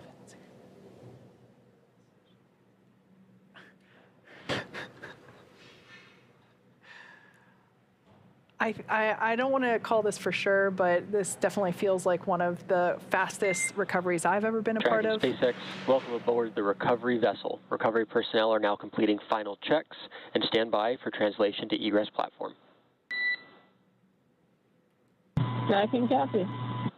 So at 6:14 a.m. Eastern, 3:14 a.m. Pacific, Dragon Endurance has been lifted up and out of the Gulf of Mexico and is now secure on our recovery vessel.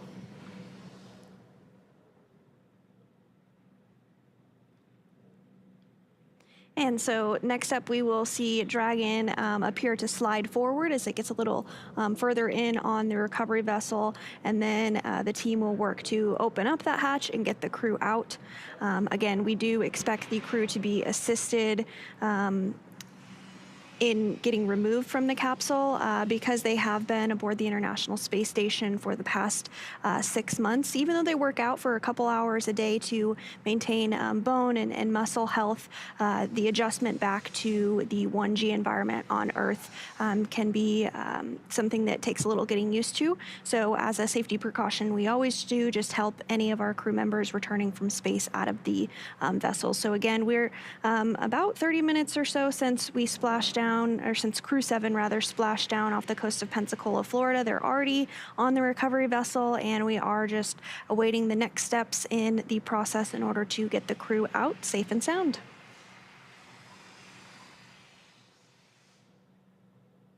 And the hatch that they'll actually be exiting or egressing from is in the center of your screen there. It's kind of a square-shaped it's a square-shaped hatch there, and we'll see the teams install a bit of hardware around the edge of the hatch once they get it open to help protect it, and then we'll see the crew come out. But we also will see the footrest get removed to give a little more space for the crew as they work through those recovery operations as well. Yeah, absolutely. It's we want to ensure that astronaut safety is, priority number one, and removing those footrests helps with that because, like you said, we will be assisting the crew to egress out of the capsule, and removing the footrest just gives the recovery teams a bit more room inside the capsule to move around along with the crew. Absolutely, and you can see a more internal view of the hatch that we were just referring to there. Towards the lower portion of your screen, you can see the black outline around it. That is, of course, the hatch that the crew will exit out of. That's been closed since they entered in Dragon all the way back in August for their launch.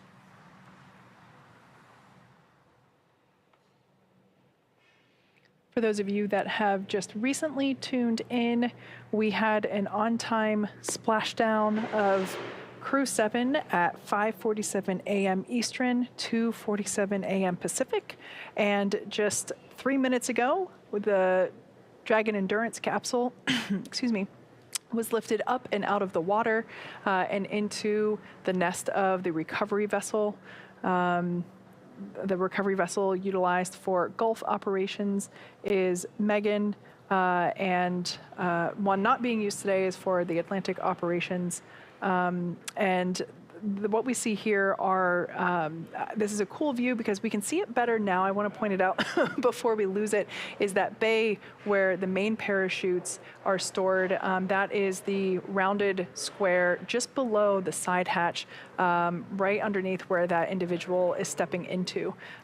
So if you can imagine, that gives you a good perspective of just how tightly those main parachutes have to be packed in there in order to stow them and obviously release them. And the drogue parachutes, for those of you that might be wondering, we don't really have quite as good of a view, but they come from the bay just above the side hatch. And so the next major milestone that we will look ahead to see is when Dragon will slide a little further back in the recovery boat, like we mentioned earlier, and then we'll have the hatch opening process begin to get underway.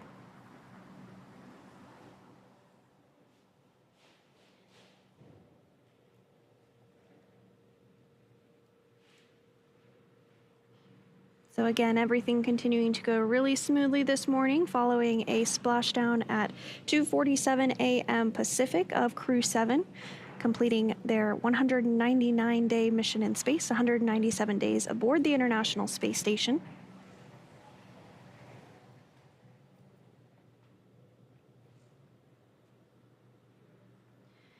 The crew actually undocked from the International Space Station yesterday morning at 8:20 a.m. Pacific.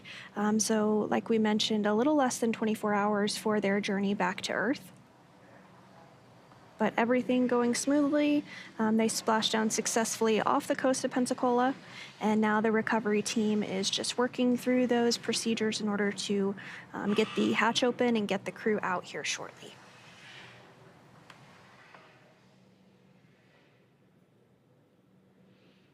At this point in time, as you can see, the Dragon vehicle is still positioned at the aft end of the recovery vessel. Once everything is in place, we will translate the nest where the capsule is sitting forward toward the forward end of the vessel, and that is where the recovery deck is located, where additional SpaceX team members and NASA team members are awaiting. The Crew 7 team, SpaceX team members will go through the side hatch opening procedure, which involves an additional sweep for hypergolics and like you mentioned earlier, removing the side hatch and placing a bit of protective covering around the edge of the side hatch. This helps to protect not only the capsule, but also the team members that are going in the capsule to help the Crew 7 crew members egress through the side hatch.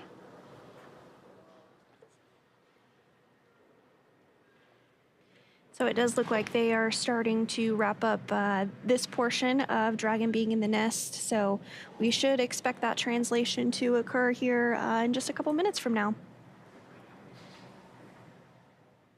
They'll remove some of those attachments from the vehicle before that translation occurs.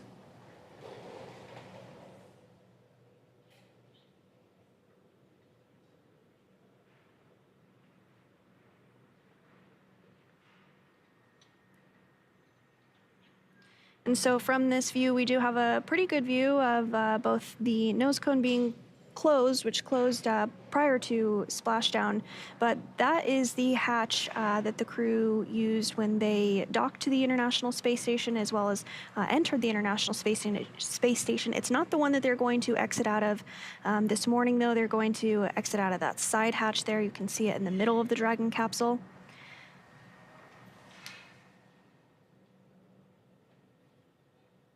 We also have a good view of Dragon's thermal protection system, also known as TPS. That is all of the white paneling around the side.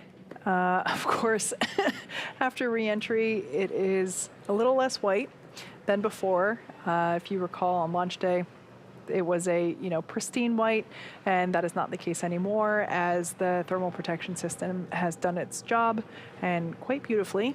I love how no capsule return is identical. They're kind of like a fingerprint. They all look a little different.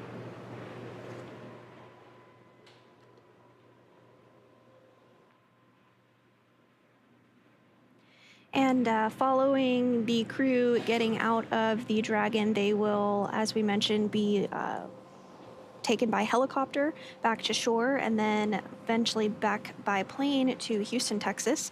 And the Dragon vehicle will be refurbished, taken back to the processing facility in order to be reused again. And so it does look like we are seeing that translation on your screen.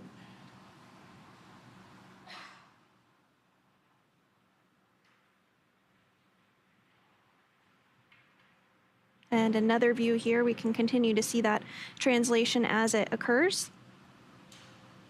It'll get put right in between those two gate-looking areas, and then the crew can begin to work hatch opening operations. We can also see a SpaceX team member hosing the vehicle down. This helps to wash some of the salt water off. Obviously, we want to ensure that corrosion is controlled. Anything that comes into contact with salt water, salt in general, is quite corrosive, and so we're going to start basically rinsing the capsule off to try and remove as much of that salt water as possible. And so some of the next steps that we'll see will be personnel on the recovery vessel that are specialized in opening up the hatch begin that process. Yeah, we can actually see they've donned their PPE once again, so they're going to perform some additional safety checks to ensure that there are no hypergolic residuals or fumes there around the side hatch. Once again, this is the hypergolic fumes are toxic if you breathe them in, so we want to ensure that none of those are remaining.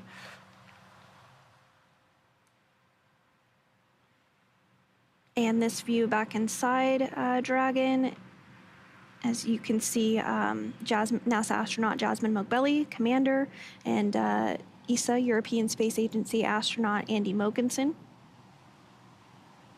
It's Jasmine's first flight, and it is Andy's second space flight.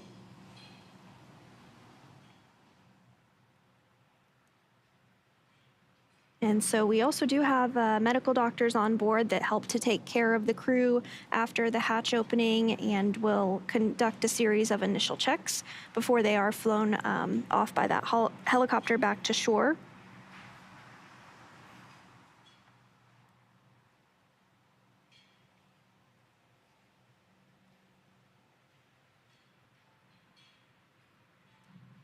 So as the team continues to work through those hatch opening operations, it is important to note that Jasmine Mogbelli, Andy Mogensen, Satoshi Furukawa, and Konstantin Borisov will be getting some assistance from their recovery teams while they exit the capsule. So this is the same process for any returning long-duration space flight for Dragon. You also see it when we have the Soyuz that lands with crew on board. They're helped out of the capsule and then transported via chair over to the medical recovery tent. So this is standard operating procedure for long-duration space flights.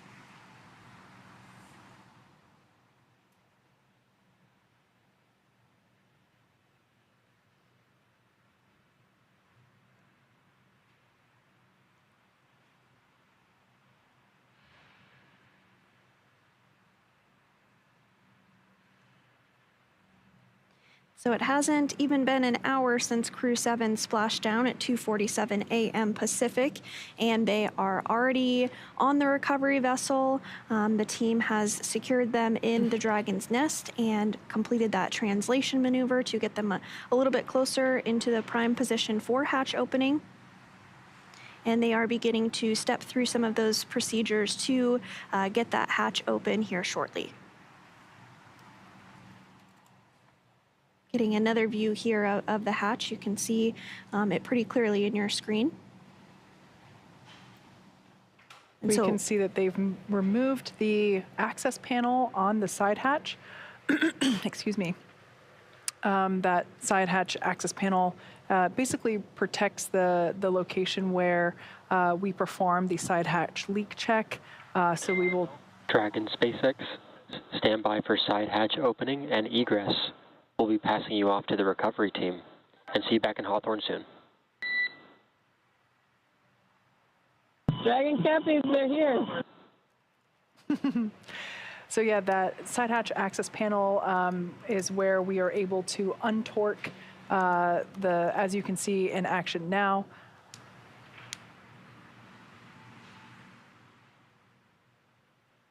And the side hatch is open for the first time in 199 days.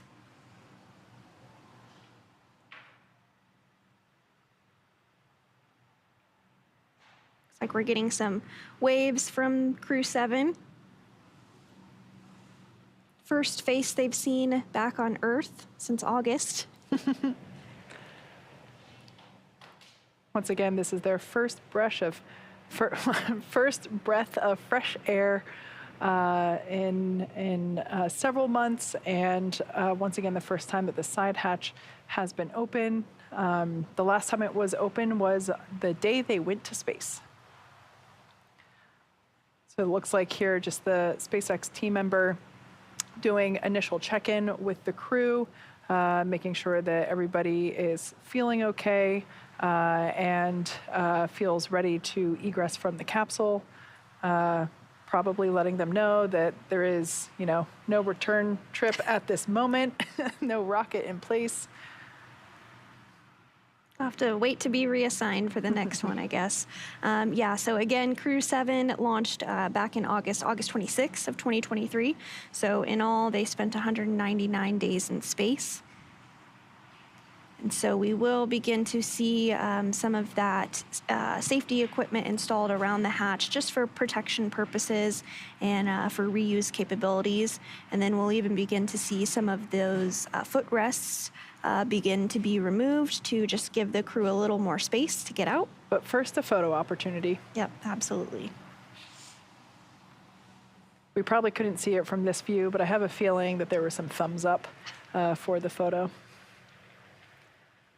So at this point in time, we should see some of those footrests begin to be removed. Not entirely sure what the order will be here in terms of who will egress first.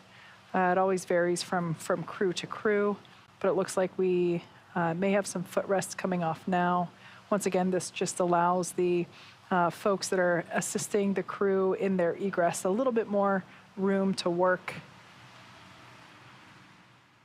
Fun fact, the footrests are custom sized to each astronaut in terms of like small, medium, or large. So in order to ensure maximum safety and comfort, we customize the footrest as well as the armrest, as well as the bucket itself, the seat bucket rather, that they sit in, as every astronaut is different, and so to ensure that everybody is able to remain comfortable and safe, those items are customized for their body proportions as well as the spacesuits themselves.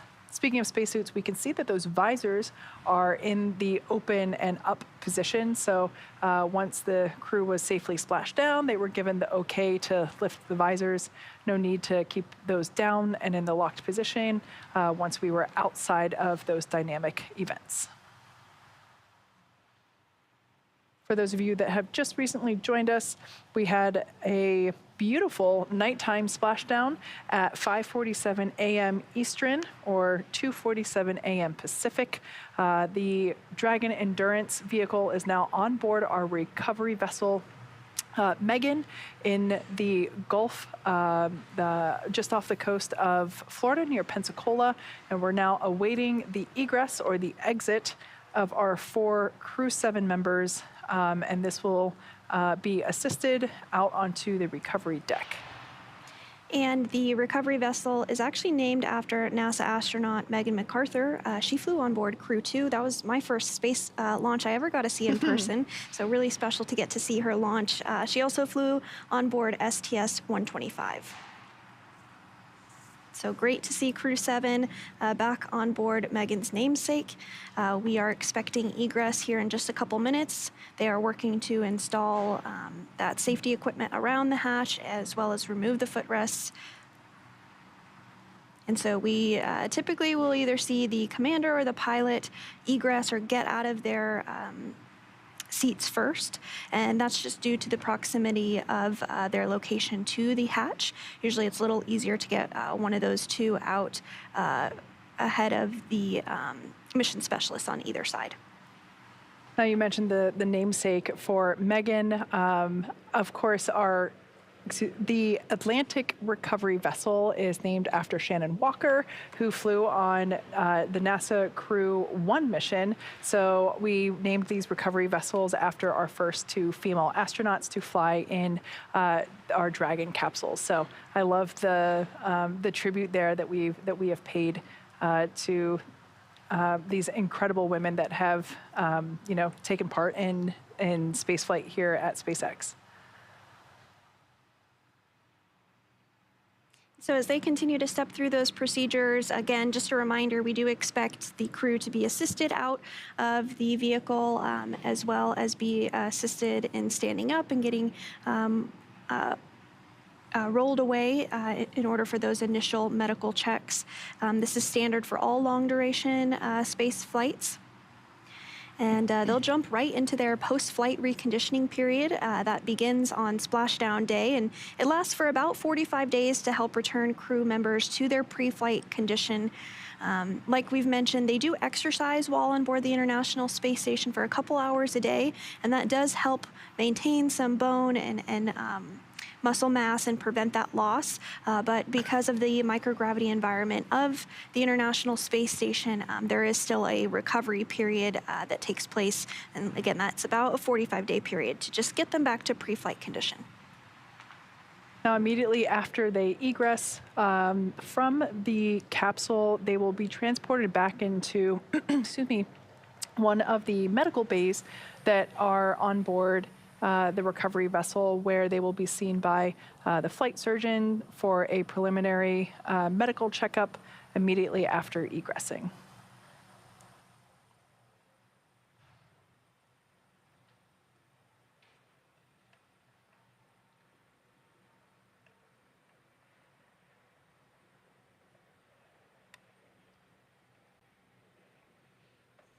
It looks like we are going to have our very first views of egress here. I think that may have been Andy. This is Andy's second space flight. He's from the European Space Agency.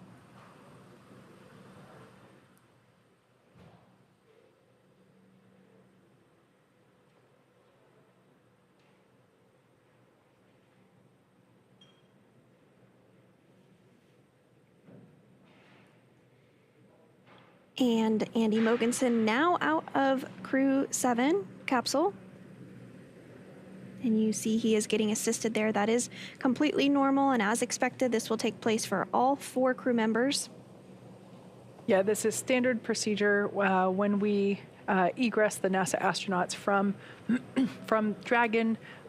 We assist them into, it's not quite a wheelchair, and it's not quite a, I can't think of I can't think of the word for it. Not a gurney, but we roll them back into the medical bay, and this just helps ensure their safety. Because sometimes, even though we had amazing recovery conditions tonight, it's not always the case. Sometimes we can get wave height of a couple feet, which could make for an unstable vessel. So, regardless of the sea conditions, we always assist the crew in getting out of the capsule and making their way back to the medical bay. We did see some thumbs up and some cheers for Andy Mogensen as he egressed the capsule. Next up is going to be the commander of Crew 7. That's NASA astronaut Jasmine Mogbelli. This is her first space flight. What an experience it must be, this first time of feeling gravity for really kind of the first time, because if you're born into it and you don't really know what it's like to not feel it, this, I could imagine it would be quite an experience to feel it and really feel it for, at this magnitude for the first time. And some waves there from NASA astronaut Jasmine Mogbelli.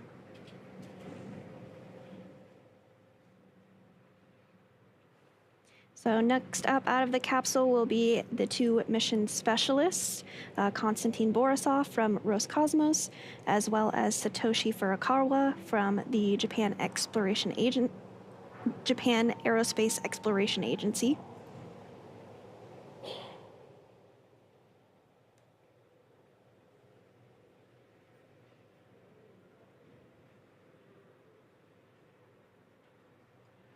So if you're just joining us, Crew 7 splashdown off the coast of Florida at 2:47 a.m. Pacific.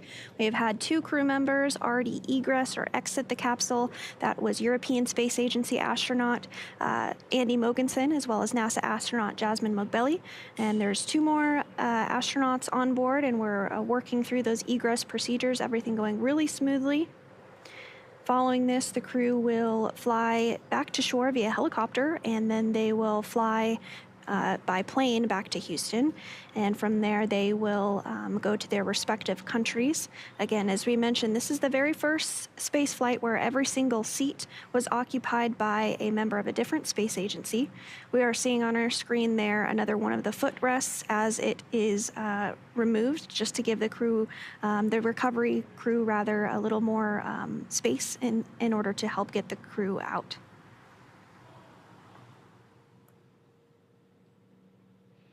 As we mentioned, 2 of the 4 have already egressed. Excuse me, we already have Commander Jasmine Mogbelli and pilot Andreas Mogensen. They've already exited. We now have Konstantin Borisov and Satoshi Furukawa still on board. Excuse me, it's early or late. Furukawa. Thank you, Furukawa. Still on board the Dragon capsule. And we should see one of them egress here just momentarily.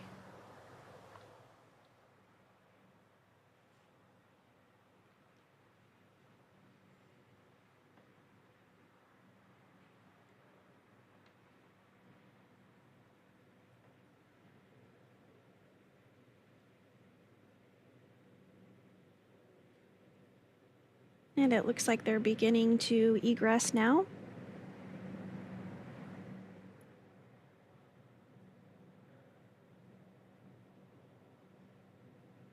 I believe this is Konstantin Borisov of Roscosmos, his first space flight.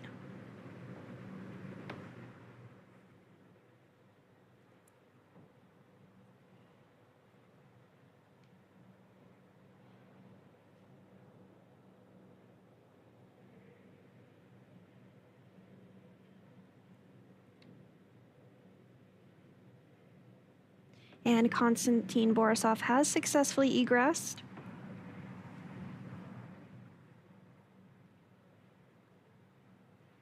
Some handshakes there, it looks like. Thumbs up and happy waves. Yep. So the remaining Crew 7 crew member inside Dragon is JAXA, or Japan Aerospace Exploration Agency astronaut Satoshi Furukawa. Again, this is his second space flight.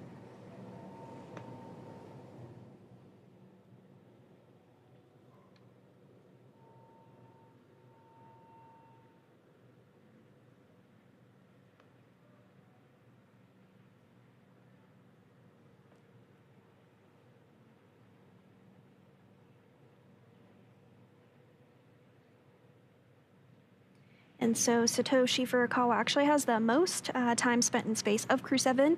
He's logged a total of 366 days in space over 2 flights. So just a little over a year in space in all. That's incredible.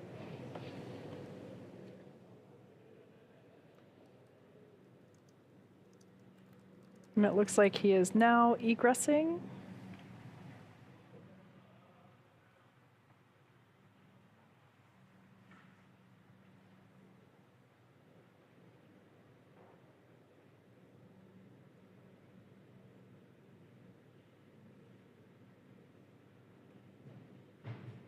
Once again, this is standard procedure for assisting all the crew members into the medical bays.